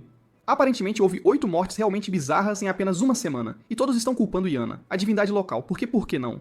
Ele lhes diz que Yana tem 2 guardiões, Takanobu e Saki, que atendem a todas as suas necessidades como se ela fosse uma VIP. Além disso, o cachorro dela acabou de morrer naquela manhã, o que está realmente atrapalhando seu trabalho de divindade. Naturalmente, a equipe de Shino decide que a melhor maneira de aprender mais é se esgueirar para o santuário. Sosuke, sempre pronto para ir além, se transforma em sua forma de cachorro e entra sorrateiramente. Quando Yana o vê, ela diz: "Ah, que bom, outro cachorro", porque aparentemente seu animal de apoio emocional acabou de morrer. Ela até levanta a perna para mostrar a Sosuke o selo místico que ela está exibindo como se fosse algum tipo de tatuagem espiritual. Na manhã seguinte, Shino está numa missão para encontrar Ao, convencido de que ele está à espreita em algum lugar da vila. Enquanto isso, alguns aldeões irritados aparecem no santuário, exigindo que Yana resolva a bagunça. A pobre Yana está lá, sentindo-se sozinha e incompreendida, reclamando que todos a tratam como uma máquina de venda automática mística, apenas para resolver seus problemas. Bem quando ela está prestes a atingir o pico da tristeza, o selo em sua perna voa como se tivesse tido o suficiente dessa bobagem. Ele dispara e começa a atacar os aldeões, diminuindo o rebanho. Apenas um pobre coitado sobrevive. Enquanto isso, Shino finalmente rastreia Ao na floresta, escondido como uma criança que matou Aula. Eles estão no meio de uma conversa profunda e misteriosa quando Asuka não aparece, pronto para alguma vingança. As coisas escalam, como sempre, e os dois começam a trocar socos. Shino tenta bancar o pacificador, mas Ao, claramente sem paciência, o nocauteia com um golpe na cabeça. Depois disso, ele vai direto para Asukeno e o ataca no peito, derrubando-o também. Asukeno está no chão, entregando seu melhor monólogo trágico sobre como Ao tirou tudo dele. Ao, para não ficar para trás, revida com sua própria história triste, culpando os pais de Asukeno por arruinar sua vida. Reviravolta. Ao acredita que deveria ter herdado a espada que Asukeno está empunhando. O drama escala enquanto Ao jura recuperar tudo o que lhe foi roubado, pega o corpo inconsciente de Shino como um saco de batatas e desaparece entre as árvores. De volta à vila, Asukeno tropeça na pousada, tentando desesperadamente encontrar o resto da equipe. Ele está procurando por Sosuke, mas surpresa, Sosuke está relaxando no santuário com Yana, aprendendo que toda vez que o selo deixa o corpo dela, Yana entra em algum tipo de congelamento místico. Quando o selo retorna, ele volta coberto de sangue e Sosuke tem um lugar na primeira fila para esse show perturbador. Nesse momento, Yana recebe uma mensagem. O verdadeiro dono de Sosuke está aqui para levá-lo de volta. Sosuke corre para encontrar Kobungo esperando por ele no portão, apenas para ser atingido por uma dupla surpresa. Não só Shino está desaparecido, mas acontece que ele tem escondido a existência de Ao o tempo todo. Enquanto isso, Shino acorda em algum barracão aleatório na floresta. E Ao está lá, todo presunçoso, revelando que ele é quem eliminou o receptáculo da divindade local para obter controle. Ele orgulhosamente mostra a Shino seu selo de divindade recém-adquirido, como cartas de Pokémon trocadas. Enquanto Ao está ocupado monologando sobre seu grande plano, Sosuke já está a caminho, agora empunhando uma katana porque Asukeno a entregou.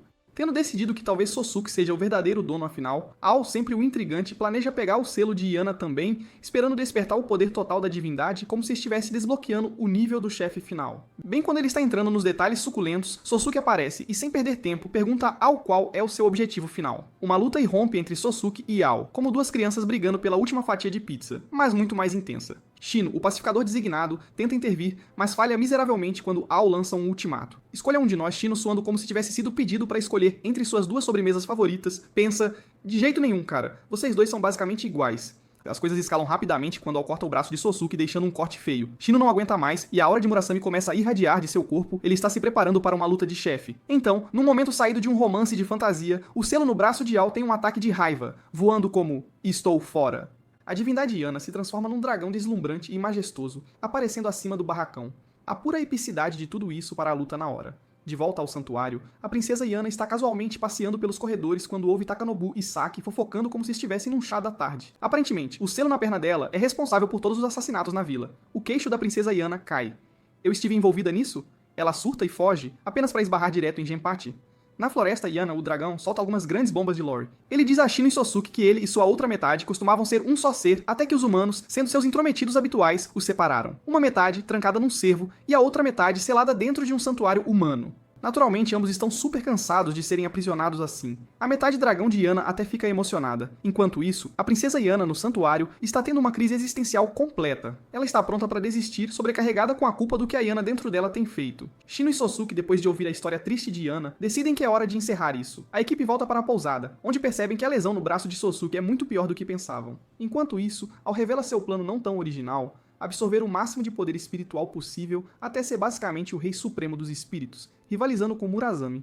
Clássica jogada de vilão. Genpachi aparece para pedir a Shino uma escolta até o santuário amanhã, provavelmente porque haverá mais drama, e ele não quer perder. Takanobu e Saki estão em pânico total, preocupados que a princesa Yana não esteja pronta para seu grande evento do oráculo no dia seguinte. Ela anda cabisbaixa e deprimida desde que soube de toda aquela história de ser indiretamente responsável por uma matança generalizada. No quarto dela, a princesa Yana está tendo uma verdadeira festa da autopiedade, pensando que as pessoas só se importam com ela por causa da divindade que vive de graça no corpo dela. Na manhã seguinte, é a hora do show. Os aldeões se reúnem para o evento do oráculo e Shino aparece no santuário. Ele está conversando com Takanobu quando Saki entra correndo para dizer que eles têm um problema. Eles correm para os aposentos da princesa Yana, onde a encontram se transformando numa bagunça escamosa, com uma aparência realmente terrível. Shino, como um terapeuta num mundo de fantasia, pergunta qual é o verdadeiro desejo dela, mas a princesa Yana, sempre indecisa, muda de ideia novamente. Ela diz a Takanobu e Saki que ainda está disposta a cumprir seus deveres, apesar de tudo.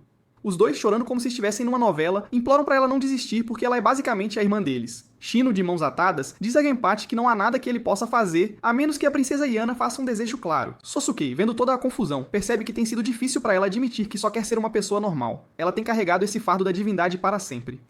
Apesar de tudo isso, a princesa Yana sai para enfrentar os aldeões reunidos no portão, esperando que ela conceda os desejos deles. Claro, os aldeões imediatamente começam a gritar com ela, como se ela fosse uma atendente de telemarketing, e eles estivessem esperando há muito tempo. Eles querem que ela resolva as mortes, não apenas fique ali parecendo mística. A Yana dentro dela começa a perder o controle novamente, mas Genpachi se transforma em sua forma demoníaca e faz um movimento de super-herói, levando-a para o céu. Lá em cima, ele faz a clássica pergunta: o que você realmente quer? A princesa Yana finalmente admite que tudo o que ela quer é ser apenas Yana, sem o fardo da divindade. Isso é exatamente o que Pachi estava esperando. Ele a leva direto para Shino, que diz: tudo bem, desejo concedido. Shino libera a Yana dentro dele, e a Yana dentro da princesa Yana faz o mesmo. As duas Yanas se reencontram como amigas perdidas há muito tempo numa reunião de colégio, e as escamas da princesa Yana desaparecem. A Yana recém-unida, cansada como sempre, pede um lugar para descansar. Naturalmente eles querem que Shino seja o novo receptáculo deles, mas ele diz: desculpe, já tenho Murasame a bordo. Então, numa reviravolta surpreendente, Shino chama Ao, oferecendo-o como novo receptáculo de Yana. Ao, sempre a favor do caos, aceita o papel, mas não antes de lançar uma ameaça atrevida para fazer Shino retribuir o favor algum dia. Ele até ameaça matar Sosuke, mas Shino diz: isso não vai acontecer, amigo. Enquanto isso, Sosuke finalmente descobre que Ao roubou a gema dele de Shino, o que explica por que ele o tem caçado como um ex-namorado ruim. Com tudo resolvido, Shino se vira para Kobungou e pede um favor. Ele quer que Takanobu, Saki e Yana recomecem trabalhando na pousada. Kobungou, já um passo à frente, diz que já enviou uma carta para a mãe dele sobre isso. Shino está saindo com Homage, Sosuke, Kaname e as raposas, desabafando sobre como Satomi o repreendeu por causa da situação da gema. O clássico drama da gema. Enquanto o grupo discute isso, Nachi irrompe na sala parecendo exausto. Ele pergunta se alguém viu seu gato espiritual, que aparentemente virou um ninja completo e não está em lugar nenhum. Naturalmente, ninguém tem ideia de onde o gato está. Kaede está ignorando as chamadas de Nat. Então, desesperado, Nat faz o que qualquer pessoa inteligente faria. Ele suborna Shino para ajudá-lo a rastrear o gato fujão. Shino, agora na caça, imagina que Kaede provavelmente está rondando a cidade velha, aparentemente. O gato tem uma queda por lá. Com certeza, Kaede está de fato rastejando pela cidade velha, fazendo o seu melhor parkour nos telhados para evitar ser visto. Ele até se esconde da princesa demônio, Kokanoe, a quem ele aparentemente ofendeu antes. Ele está se esgueirando pelas ruas em sua forma menor, tentando não atrair nenhuma atenção. Claro, justo quando as coisas parecem calmas, Kaede encontra um comedor de sombras. Sem nenhum como vai, o comedor de sombras engole a sombra de Kaede como se fosse um lanche da meia-noite. Genpachi tropeça em Kaede no meio de um surto, gritando com o comedor de sombras, como se ele fosse pedir desculpas e devolver a sombra. Mais tarde, Shino passa por Konya, onde Kaede está relaxando com a mãe de Kobongo, que casualmente menciona que Genpachi encontrou o gato e o deixou lá como um vira-lata. Shino fica aliviado com isso, já que as coisas ficaram um pouco mais fáceis. Shino agradece a mulher por acolher Takanobu, Saki e Yana para trabalhar na pousada. Então é hora da refeição. Shino se presenteia e a Murasame com um bom prato, mas o pobre Kaede recebe um peixe insignificante. Naturalmente, Kaede reclama porque é isso que os gatos fazem, então Shino joga um pouco de carne para ele, finalmente apaziguando o felino real. Kaede começa a resmungar sobre como ele deixou a mansão porque está cansado de lidar com todos os outros espíritos.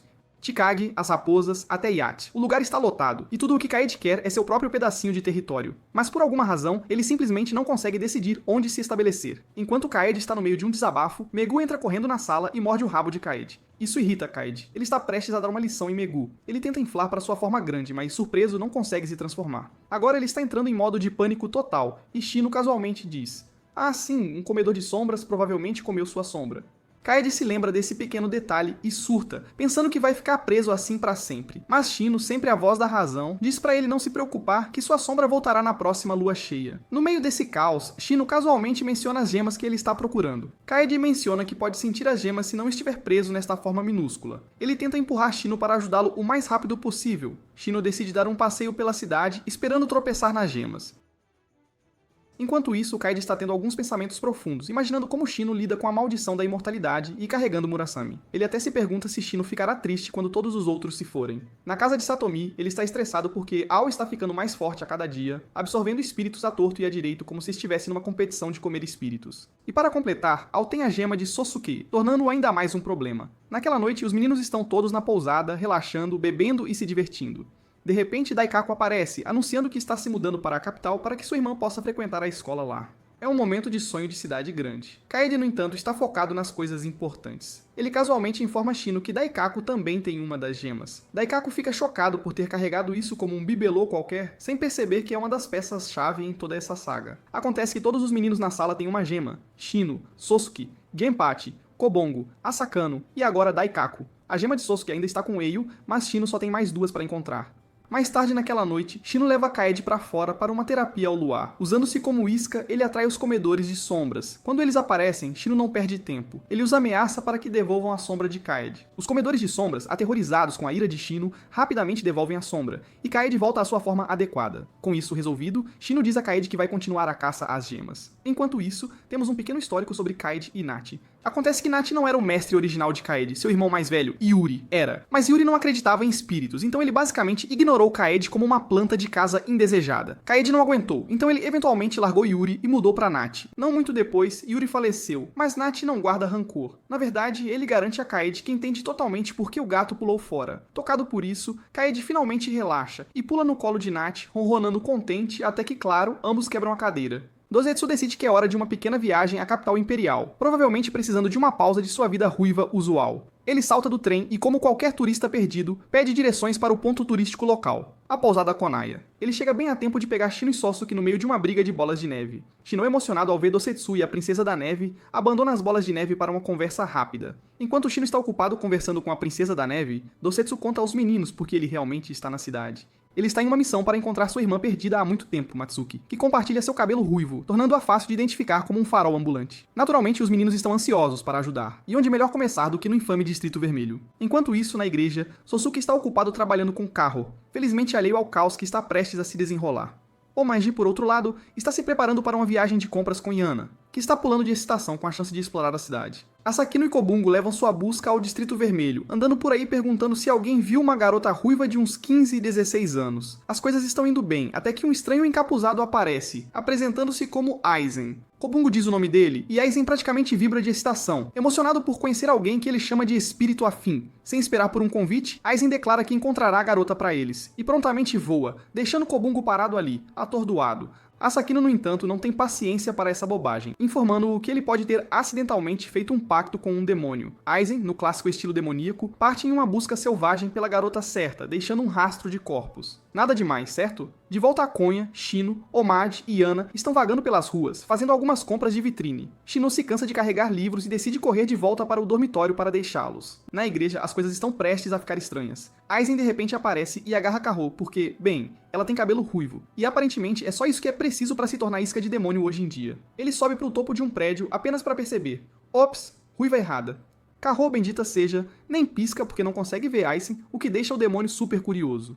Ele inicia uma conversa, provavelmente percebendo que sequestrou a pessoa errada. Durante o bate-papo, Aizen descobre que Kaho tem um poder muito forte por trás de seu nome. Enquanto isso, Zosuke está correndo pelas ruas, procurando freneticamente por Kaho. Ele esbarra em Shino, e juntos eles envolvem Murasame para rastreá-la. Murasame, sempre o companheiro leal, rapidamente localiza Kaho e Shino avança, pronto para lutar com Aizen. Mas como qualquer demônio esperto, Aizen foge antes que Shino possa lidar com ele. Pelo menos Kaho está segura. Então tudo está bem quando termina bem, por enquanto. De volta às ruas, Homage e Yana ainda estão fazendo compras. Homage avista uma loja vendendo grampos de cabelo e tem um flashback do que ela uma vez deu ao irmão. Enquanto isso, os militares finalmente ficam sabendo da série de assassinatos de ruivas acontecendo pela cidade. Genpachi, sendo o esperto que é, conecta os pontos e percebe que todas as vítimas têm uma coisa em comum: cabelo ruivo. Kobungo, atormentado pela culpa, encontra Genpachi e admite que toda a situação com Aizen pode ser culpa dele. Ele se oferece para rastrear o demônio usando sua forma demoníaca, mas admite que se destacaria como um polegar dolorido durante o dia. Genpachi encolhe os ombros e diz para ele esperar até o anoitecer. Dosetsu, ainda vagando pelas ruas, é subitamente atacado por Aizen porque, você adivinhou, ele também é ruivo. Mas Aizen rapidamente percebe seu erro e foge, especialmente quando vê a Princesa da Neve por perto com Dosetsu, em pânico, e cuidando de seu braço ferido. Aizen avista Homage, que ele pensa que pode ser a garota que ele está procurando. Ele se aproxima para agarrá-la, mas Dosetsu e a Princesa da Neve chegam para salvar o dia. Furiosa por Aizen ter ousado machucar Dosetsu, a Princesa da Neve congela o braço dele e o estilhaça em pequenos pedaços como uma pinhata particularmente gelada. Aizen, sortudo por escapar com vida, foge, provavelmente repensando suas escolhas de vida. Dosetsu, no entanto, está muito ocupado tendo um reencontro emocionante com Homage para se importar com Aizen. Ele a reconhece imediatamente como sua irmã perdida há muito tempo. Shino e Yana aparecem bem a tempo para o reencontro dos irmãos, e Dosetsu pergunta a Homage como ela está conectada a Shino. Homage revela que Shino não é seu irmão de sangue. Eles se conheceram 10 anos atrás, quando ela foi acolhida pela Vila Otsuka. Dosetsu tenta falar com Homage, mas ela finge não se lembrar de nada de antes de Otsuka e Bolt. Shino fica coçando a cabeça, imaginando por que Dosetsu não está indo atrás dela, especialmente porque é tão óbvio que Homage é sua irmã. Dosetsu, sempre o cara tranquilo, diz que está feliz por tê-la encontrado e ainda mais feliz por ela estar contente com a vida dela. Mas Shino não aceita e lhe dá um choque de realidade, lembrando que ele queria ver sua irmã novamente por um motivo. A ficha finalmente cai para Dosetsu e ele corre atrás de Homage. Ele a alcança e entrega o grampo de cabelo que ela lhe deu anos atrás, revelando que sempre o valorizou. Ele então solta a bomba de que está abrindo uma loja na capital para poder vê-la com mais frequência. Homage, emocionada às lágrimas, admite a Shino que ela realmente se lembra que Dosetsu é seu irmão, mas não queria falar com ele antes porque pensou que tinha esquecido a promessa que fizeram. Mais tarde naquela noite, Kobungo se transforma em sua forma demoníaca e caça Aizen, encontrando-o ainda reclamando de seu braço perdido. Os meninos se reúnem na pousada depois para um pouco de diversão muito necessária. Em meio às risadas e bebidas, eles descobrem que Dosetsu também tem uma gema, totalizando 7 gemas. Apenas mais uma para encontrar. Satomi compartilha algumas notícias com Shino. Um menino da vila Akura desapareceu há 1 ano enquanto coletava raízes de campainha para sua mãe doente. Mas agora, reviravolta, ele está de volta e não envelheceu um dia. Ah, e ele está agindo muito estranho. Naturalmente, Satomi quer que Shino vá à vila e investigue esse mistério do menino da campainha. Shino e Sosuke, nunca de recusar uma aventura ou uma missão secundária estranha, partem para a vila. Quando chegam, Shino é rapidamente matriculado na escola primária local porque, por que não disfarçar um investigador como um aluno transferido? A professora o apresenta à turma mencionando que ele é da capital imperial, o que instantaneamente o torna o garoto mais legal da sala. Shino está sentado perto do monitor da turma, Shinobu, que irradia uma energia de sabe tudo. Shino, sendo o detetive que é, imediatamente avista Akihiko, o menino que ele está lá para investigar, sentado no lado mais distante da sala de aula. O cabelo do garoto ficou completamente branco, e ele tem a vibe de não falo com ninguém dominada. Shinobu percebe o interesse de Shino e o informa. Aquele é Akihiko, ele é basicamente o garoto fantasma da vila. Não fala, não come, cabelo branco, um borboleta social total, obviamente. Cuidado por uma senhora chamada Tei, que surpresa acaba sendo a avó de Shinobu. Está tudo aconchegante, exceto pelo pequeno detalhe de que coisas estranhas começam a acontecer ao redor de Akihiko.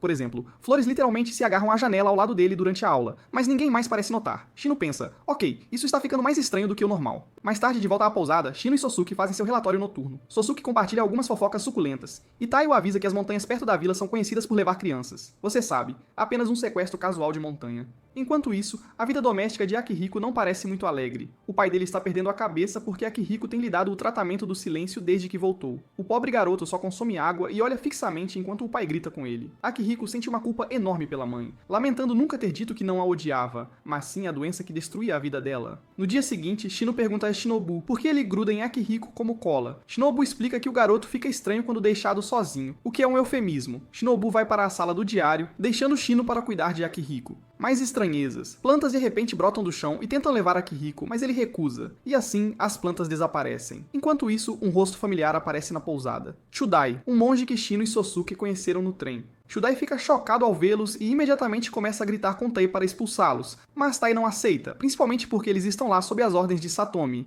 Frustrado, Chudai decide ser passivo-agressivo e começa a colar talismãs por todo o lugar. Shino pensa, cara, o que você está fazendo?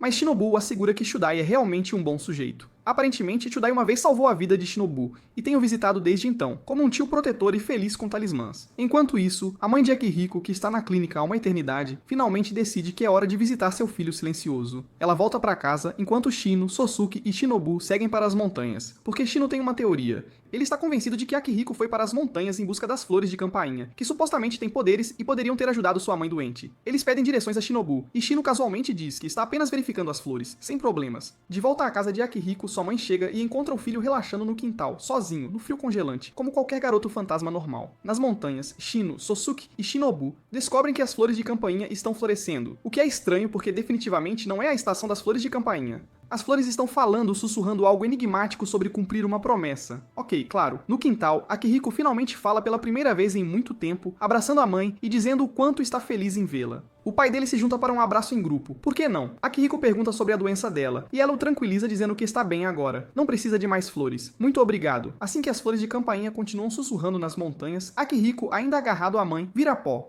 Uf! Num minuto ele está lá, no próximo ele brilha no vento. Shino, Sosuke e Shinobu encontram o corpo coberto de pó de Akihiko deitado entre as flores de campainha. As flores revelam que o último desejo de Akihiko era enviar algumas flores para sua mãe. Missão cumprida, eu acho? Após todo o incidente de Akihiko, Shino, Sosuke e Shinobu voltam para a pousada. Shinobu imediatamente desmaia por uma semana, o que preocuparia a maioria das pessoas, mas Tai e Chudai não se abalam. Os estranhos hábitos de sono de Shinobu são apenas mais uma terça-feira para eles. Ainda assim, eles admitem que uma soneca de uma semana é um recorde pessoal para ele. Quando Shinobu finalmente acorda, suas primeiras palavras são, previsivelmente, estou morrendo de fome. Após uma semana inteira de sono e um lanche rápido, Shinobu decide que é hora do banho e vai para a fonte termal, onde encontra Shino no meio da esfregação. Enquanto eles se banham, Shino solta uma bomba que ele aprendeu com as colegiais locais. Shinobu uma vez desapareceu, assim como Akihiko. E aqui está o detalhe, Shinobu tem na verdade 22 anos, o que choca Shino porque o cara ainda parece estar no ensino médio. Acontece que Shinobu desapareceu nas montanhas aos 6 anos, e foi encontrado 10 anos depois por Chudai. O detalhe, ele não se lembra de nada. Deve ter sido uma década bem tranquila na natureza selvagem. Uma década e tanto. Mas espere, tem mais. Shino percebe que Shinobu tem a mesma marca de nascença misteriosa que o resto deles. Shino está começando a ligar os pontos, mas age com naturalidade, perguntando casualmente sobre a gema. Tipo, a propósito, você sabe algo sobre gemas mágicas? Enquanto isso, na floresta, Aoi, o encrenqueiro residente, está ocupado derrubando uma barreira destinada a bloquear um tengu, porque aparentemente essa é a ideia dele de diversão. Mais tarde naquela noite, Chudai compartilha uma história assustadora de fogueira com Shinu. Há um boato de que um tengu nas montanhas sequestra crianças tristes, e Shinobu estava nessa lista porque não sabia quem era seu pai. 16 anos atrás, sua mãe foi encontrada morta na floresta, e Shinobu também desapareceu. Chudai acabou o encontrando e apagou suas memórias de tudo o que aconteceu de estranho do outro lado. Mas, reviravolta, o tengu basicamente adotou Shinobu e o criou como uma criança meio selvagem da floresta. Enquanto todos processam isso, Shinobu se levanta no meio da noite, sai sonâmbulo e acaba cercado por pássaros.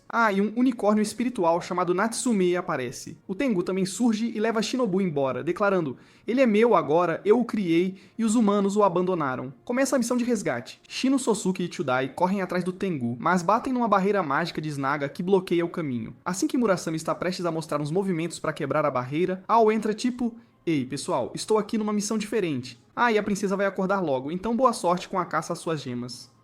Lá na montanha, Shinobu tem uma séria montagem de flashback. Ele se lembra que Kigetsu, um dos Tengus, basicamente deu metade de sua força vital para mantê-lo vivo. Shinobu também descobre que Kigetsu está morto agora, o que, sabe, é meio chato. De volta à pousada, a missão de resgate atinge o fundo do poço, literalmente, quando Chudai despenca de um penhasco. Milagrosamente, ele sobrevive, mas a turma não tem escolha, a não ser levá-lo de volta para casa. Kai, sempre pragmática, diz a Chudai para relaxar e parar de perseguir Shinobu. Segundo ela, o Tengu sempre viria buscá-lo. Aparentemente, a mãe de Shinobu era meio imprevisível, e Tai encontrou uma carta revelando que o pai do pequeno Shinobu era ninguém menos que um Tengu. Shinobu tem sangue Tengu. Surpresa. Na montanha, Hazuki, outro Tengu, dá a Shinobu uma esperança meio enigmática, dizendo que Kigetsu não está totalmente morto. Enquanto isso, Hazuki se encontra com Ao, que diz tipo: ei, eu quero aquela gema. Você está de boa com isso? Hazuki encolhe os ombros e diz: tanto faz, fique à vontade. As coisas ficam mais dramáticas quando Sosuke aparece para levar Shinobu ao corpo de Kigetsu. Shinobu encontra Kigetsu perto da água, não exatamente morto, mas definitivamente não vivo. Ao então diz a Shinobu: ei, se você devolver o poder que Kigetsu te deu, pode revivê-lo. Shinobu topa na hora, mas assim que ele está prestes a fazer essa troca de vida, Hazuki aparece para impedi-lo. Ao surta e ataca Hazuki, mas Shinobu, em modo herói total, pula na frente e acaba com um ferimento gigante de espada. Sangue por todo lado, e as coisas não estão nada boas para o nosso garoto, Shinobu. Justo quando tudo parecia super sombrio pra Shinobu, tipo, sangrando até a morte, talvez morrendo de um ferimento horrível, de repente ele se ilumina como um letreiro de neon, e a gema salta pra fora. Que revelação dramática, hein? Naquele exato momento, todas as outras 7 gemas também começam a brilhar, como se estivessem sincronizando para a discoteca de pedras preciosas mais estranha do mundo. Ao, que nunca perde uma oportunidade, se aproxima de Shinobu e Hazuki, mas Hazuki pega a gema. Ao se sentindo bem irritado com o acordo quebrado, diz, tipo, ei, você me deve aquela gema por ter quebrado a barreira Tengu. Hazuki, porém, não aceita. Ele lança um ataque de vento direto no rosto de Ao, jogando-o para trás e usando o caos para escapar com Shinobu. Enquanto isso, Ao ainda está resmungando para si mesmo. Ele suspeitava que a gema estava escondida dentro do garoto. Mais tarde, Hazuki entra em modo pai total e dá a Shinobu metade de sua força vital para salvá-lo. Shinobu acorda irritado e repreende Hazuki por fazer o mesmo truque sacrificial que Kagetsu fez. Hazuki apenas encolhe os ombros, tipo, é o que os pais fazem, vivemos para te envergonhar e salvar sua vida, garoto. Shinobu, claramente não superando a culpa, começa a se culpar pela morte de Kagetsu, mas Hazuki o cala rapidinho com um tapa. De repente, porque a vida não é dramática o suficiente, a montanha pega fogo. Valeu, Ao. Ele está tentando literalmente expulsá-los com fumaça. Shinobu e Hazuki tentam fugir, mas claro, dão de cara com Ao, que ainda guarda rancor pelo acordo da gema que deu errado. Uma briga começa. Ao corta Hazuki no estômago, mas Hazuki é esperto e prende Ao numa barreira de fogo. Com Ao temporariamente fritando, Hazuki e Shinobu escapam. Enquanto isso, os animais correm direto para o fogo, porque aparentemente os bichos da floresta não têm instinto de sobrevivência. Shino e Sosuke estão a caminho para ajudar, observando a vida selvagem ir direto para o desastre como se fosse um documentário de natureza que deu errado. Hazuki, ainda em modo pai, diz ao seu amigo unicórnio espiritual, Natsumi, para levar Shinobu voando para fora da montanha. Ele entrega a gema a Shinobu, mas Shinobu não quer ir embora porque, sabe, rebeldia adolescente. Natsumi não se importa e voa com ele mesmo assim, mas Shinobu não para de ser difícil, ele se debate tanto que cai do céu. Por sorte, suas asas aparecem bem a tempo de salvá-lo de virar uma panqueca. De volta à montanha, Hazuki faz o sacrifício final, deixando o corpo de Kagetsu virar pó. Ele está pronto para morrer quando Ao aparece para zombar dele, como os vilões fazem. Olha só você, fraco por causa de um garoto. Hazuki responde, isso se chama ser pai. Você não entenderia, seu filho da mãe. Enquanto isso, Shinobu decidiu que não vai mais fugir do perigo. Ele volta para a montanha, agora determinado a salvar seu lar do fogo. Ele saca seus poderes de vento para combater as chamas, bem quando Shino e Sosuke aparecem. Shino, que nunca perde uma oportunidade de uma união dramática, pega Murasame e ativa seus poderes de chuva. Agora temos vento e chuva trabalhando juntos para apagar o fogo. Enquanto as últimas chamas se apagam, Natsumi aparece, super aliviado que Shinobu não morreu no incêndio. Shinobu e Natsumi sobem a montanha procurando por Hazuki, mas tudo o que encontram é uma poça de líquido vermelho. Shinobu assume o pior e começa a lamentar, convencido de que falhou. Shino, sempre o otimista, o lembra que, pelo menos ele salvou a montanha e todos os seus estranhos animais autodestrutivos. Isso conta pra alguma coisa. Certo, em outro lugar, Ao arrastou o corpo de Hazuki até a princesa. De alguma forma, Hazuki agora está no mesmo modo de sono que Kigetsu estava. que é aparentemente como os Tengu funcionam. Ao, cuidando de seu ego ferido, reclama que não conseguiu a gema, mas a princesa está super tranquila, garantindo que o plano mestre ainda está no caminho certo. Afinal, eles ainda têm uma gema faltando, e ela está segura em sua posse. De volta à vila, Shinobu decide que vai se juntar a Ishino e Sosuke em sua busca para caçar Ao. Ele tem a gema, afinal. E agora eles reuniram todas as 8. É uma grande vitória para a equipe. Mas assim que estão prestes a deixar a montanha, Sosuke nota algo estranho. Ele não consegue ver pelo olho esquerdo.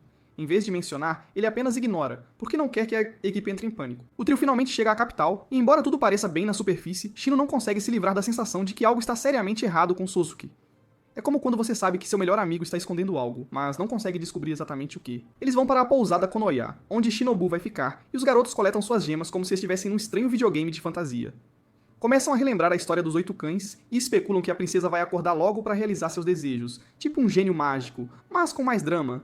Exceto que há um pequeno problema. A gema de Sosuke está faltando e Shino imediatamente se culpa. Clássica viagem de culpa. Durante a pequena reunião deles, Daikaku fica dramático e diz: "Tenho algo para mostrar a vocês." Naturalmente todos esperam algo legal ou útil. Em vez disso, Daikaku remove sua bandana, revelando um terceiro olho assustador em sua testa. Um suspiro coletivo. A sala explode em nojo, como se tivessem acabado de ver um filme de terror. Como se as coisas não pudessem ficar mais estranhas, Daikaku casualmente usa esse novo terceiro olho para controlar Megu e obliterar alguns comedores de sombra que estavam por perto. Os garotos ficam tão interessados no que é o olho. Kokanoi entra com uma explicação. É um olho maligno e pode detectar e destruir não-humanos. Aparentemente, essa coisa de terceiro olho geralmente vem de gatos. Naturalmente, todos culpam Noro porque claramente Noro andou saindo com os felinos errados.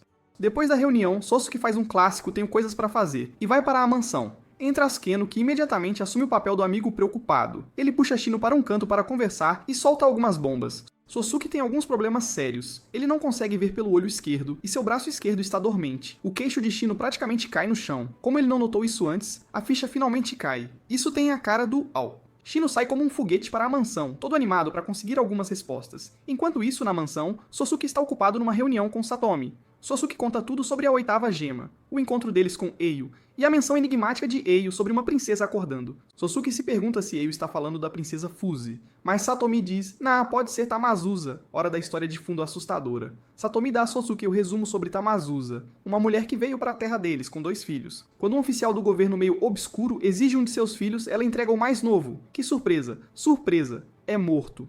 O filho mais velho, de coração partido, se mata. E Tamazusa fica com um grande vazio. Sosuke, agora totalmente deprimido, sente pena de Tamazusa. Quem não sentiria? Depois da sessão de história triste, Satomi muda de assunto e pergunta sobre o olho de Sosuke. Sosuke admite que seu olho esquerdo parou de funcionar há uma semana. Satomi, agora preocupado, avisa que conforme Ao fica mais forte, ele vai tirar mais de Sosuke. Essa é uma má notícia porque Shino definitivamente vai surtar quando descobrir. Sosuke, sendo o responsável, promete resolver isso antes que Shino perca a cabeça. Mas adivinha só, Shino já está lá fora, furioso. Ele confronta Sosuke, exigindo saber por que não contou a ele. Shino está pronto para sair e caçar Ao, mas Sosuke o impede, insistindo que ele mesmo vai resolver. No dia seguinte, Shino está relaxando em seu quarto quando Chikage aparece, pedindo para ele fazer companhia a Ayane, já que ela está se recuperando de um resfriado. Shino concorda, mas Ayane diz, tipo: "Relaxa, estou bem." O remédio do Homage fez maravilhas. Eles conversam sobre suas aventuras recentes até que Chikage, fiel à sua natureza desajeitada, decide que a visita acabou. Ao saírem, Shino oferece um conselho de irmão: dê mais liberdade. Ela está presa há muito tempo, e o medo de que ela se machuque não deveria impedi-la de viver a vida dela. Enquanto isso, Kaname invade o quarto de Sosuke, surtando com Finnegan na mansão. Ele praticamente implora para Sosuke ajudar a se livrar de Fin antes que ele abuse da hospitalidade. Sosuke, o amigo sempre confiável, se prontifica e consegue despachar Fin pela porta. Apenas mais um dia normal. Enquanto Shino vai se desculpar com Sosuke, ele esbarra em Fin na escada. Fin, sendo seu eu enigmático de sempre, casualmente solta: "Você tem os olhos da sua mãe." Esse comentário aleatório dispara uma memória em Shino, e bam, ele desmaia, caindo de cara no chão. Hanami e Sosuke o levam correndo para o quarto. Shino tem um sonho onde se vê criança, de mãos dadas com alguém que pode ser seu irmão, enquanto uma figura misteriosa canta um poema. Quando Shino acorda, Satomi está lá, calmamente terminando o poema para ele. Shino diz tipo: "Espera, como você sabe disso?"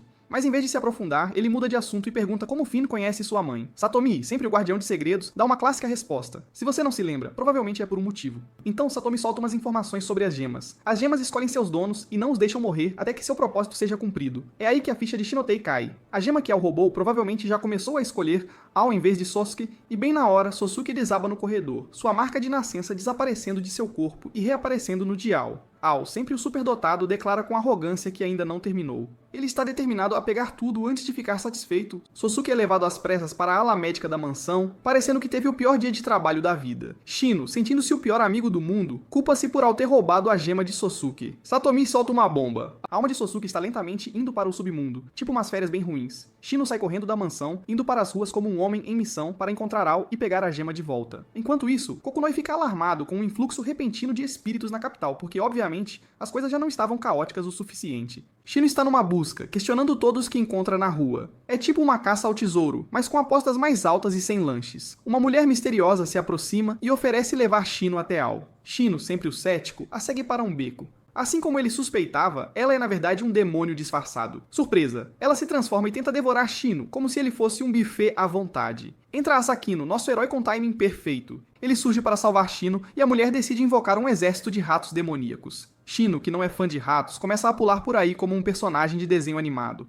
Asakino e Kite vêm ao resgate, com Kite cuidando da infestação de ratos. Com os ratos sumidos, Shino finalmente se recompõe e derrota a mulher demônio com um poderoso golpe de sua espada. Depois, Shino implora a Kaede para ajudá-lo a encontrar a gema perdida, insistindo que é crucial porque Ao também estará lá. Kaede concorda relutantemente, e Shino volta para a pousada para esperar por notícias. Kaede logo retorna com informações. Todas as gemas estão atualmente na capital imperial, o que significa que Awa também está na cidade. A última gema está relaxando na igreja do distrito do Castelo Antigo, cercada por uma crescente multidão de espíritos. Assim que Shino está prestes a ir para a igreja, Daikaku, Asakino e Shinobu se oferecem para acompanhá-lo. Eles estão preocupados que Shino possa precisar de reforços contra Awo. Kaede é enviado para informar Genpachi e Kobongo, que rapidamente se mobilizam para a igreja. Genpachi diz a Kaede para espalhar a notícia, e logo Satomi, Nachi, Dosetsu e Omaji também ficam sabendo. O grupo chega à igreja, segue para o porão e se encontra num corredor cheio de esqueletos humanos. É como andar por uma loja de Halloween assustadora. Eiyore faz uma grande entrada, emocionado em vê-los. Shino, em modo herói total, exige a devolução da gema. Ao, porém, diz, tipo, a gema me escolheu, lide com isso. A princesa Tamazusa faz sua estreia e Shino e Daikaku a reconhecem como a mesma boneca que Inumura esculpiu. Tamazusa faz sua mágica e ressuscita todos os esqueletos. Começa uma batalha épica entre os vivos e os mortos-vivos. Shino enfrenta Ao, e é tipo um filme de ação, mas com mais esqueletos. De volta à sede da igreja, Finn ordena aos anciãos que construam uma barreira usando espíritos, coisas de vilão maligno padrão. Satomi tenta sair, mas Lilith o impede, dizendo que sua partida pode atrapalhar a barreira. Então, Satomi está preso, como uma criança numa festa de aniversário sem fim. Enquanto isso, a batalha continua. Daikaku usa seu olho maligno para explodir esqueletos para todos os lados, mas ainda não é o suficiente. Genpachi e Kubongo chegam para ajudar, e justo quando as coisas parecem sob controle, Hazuki aparece. Mas essa Hazuki não é a que Shinobu conhece, ela é uma sombra de seu antigo eu, tendo perdido tudo. Shinobu luta contra essa nova Hazuki. Enquanto Shino continua seu confronto com Eio, Dosetsu chega, deixando Tamazusa em êxtase, porque era exatamente isso que ela queria. Ela ativa uma barreira mágica que tira as gemas e os poderes de todos. É tipo a pegadinha mágica definitiva. Enquanto a barreira mágica faz seu trabalho, a condição de Sosuke piora. Tamazusa arruma as gemas em círculo e se prepara para invocar a princesa Fuzzy para absorver seus poderes. Shino, mal se aguentando, rasteja em direção ao altar.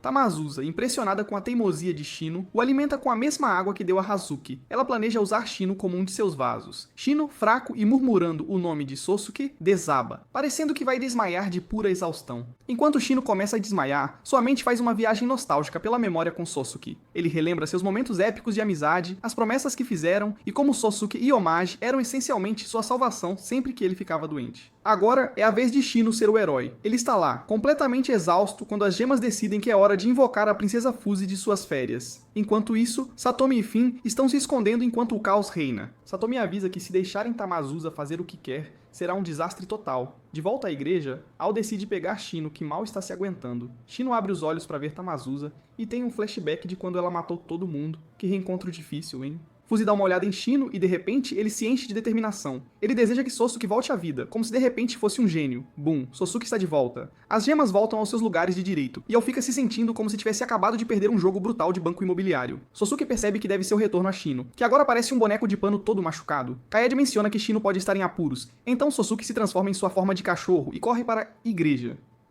Na igreja, Tamazusa exige Shino de volta, mas Eio diz, tipo, não vai rolar. O queixo de Tamazusa cai e ela ordena a Hazuki que derrube Eio. O caos irrompe. Imagine uma luta de wrestling de alto risco com uma trilha sonora dramática. Satomi aparece bem a tempo de quebrar a barreira mágica Zona Sem Diversão de Tamazusa, e os garotos recuperam seus poderes. Genpachi e Kobongo vão atrás de Hazuki. Shinobu voa para verificar Shino, e Tamazusa, percebendo que perdeu, decide cortar suas perdas e recuar. Enquanto isso, os fluidos corporais de Shino estão tão baixos que Murasame começa a agir como uma criança birrenta sem doce. Ele entra em fúria, sugando tudo à vista, e crescendo para proporções monstruosas como um mascote gigante e aterrorizante que enlouqueceu. Kobungo, Genpachi e Shinobu tentam acalmar Murasame, mas é como tentar argumentar com um tornado. Sosuke chega e grita com Shino, mas Murasame o segura com uma força mais apertada que um cobertor de segurança. Sosuke caminha em direção ao gigante Murasame, murmurando o nome de Shino como um mantra. Satomi e Konami tentam ajudar enviando seus animais espirituais para a briga, mas Murasame os afasta com um movimento de sua cauda enorme. Shino finalmente ouve a voz de Sosuke e tenta retomar o controle de Murasame. Já que Shino salvou Sosuke, Sosuke acredita que é hora de pagar a dívida. Murasame está prestes a devorar Sosuke, mas Shino faz a interceptação mais épica.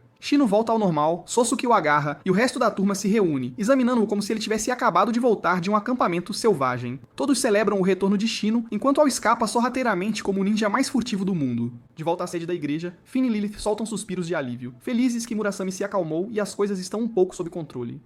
Mais tarde, Shino encurrala Satomi em seu escritório, perguntando se ele era quem segurava sua mão em suas memórias. Satomi desvia da pergunta como um profissional. Shino também pergunta sobre Tamazusa, mas Satomi joga a carta do não vou contar de novo. Satomi lembra Shino sobre a missão de rastrear a última gema com Ao. Shino resmunga sobre a falta de progresso, mas Sosuke lembra que eles têm uma equipe inteira de amigos ao seu lado. Shino jura que vai pegar aquela gema de volta, e todos se preparam para o próximo capítulo de sua aventura épica e um pouco disfuncional.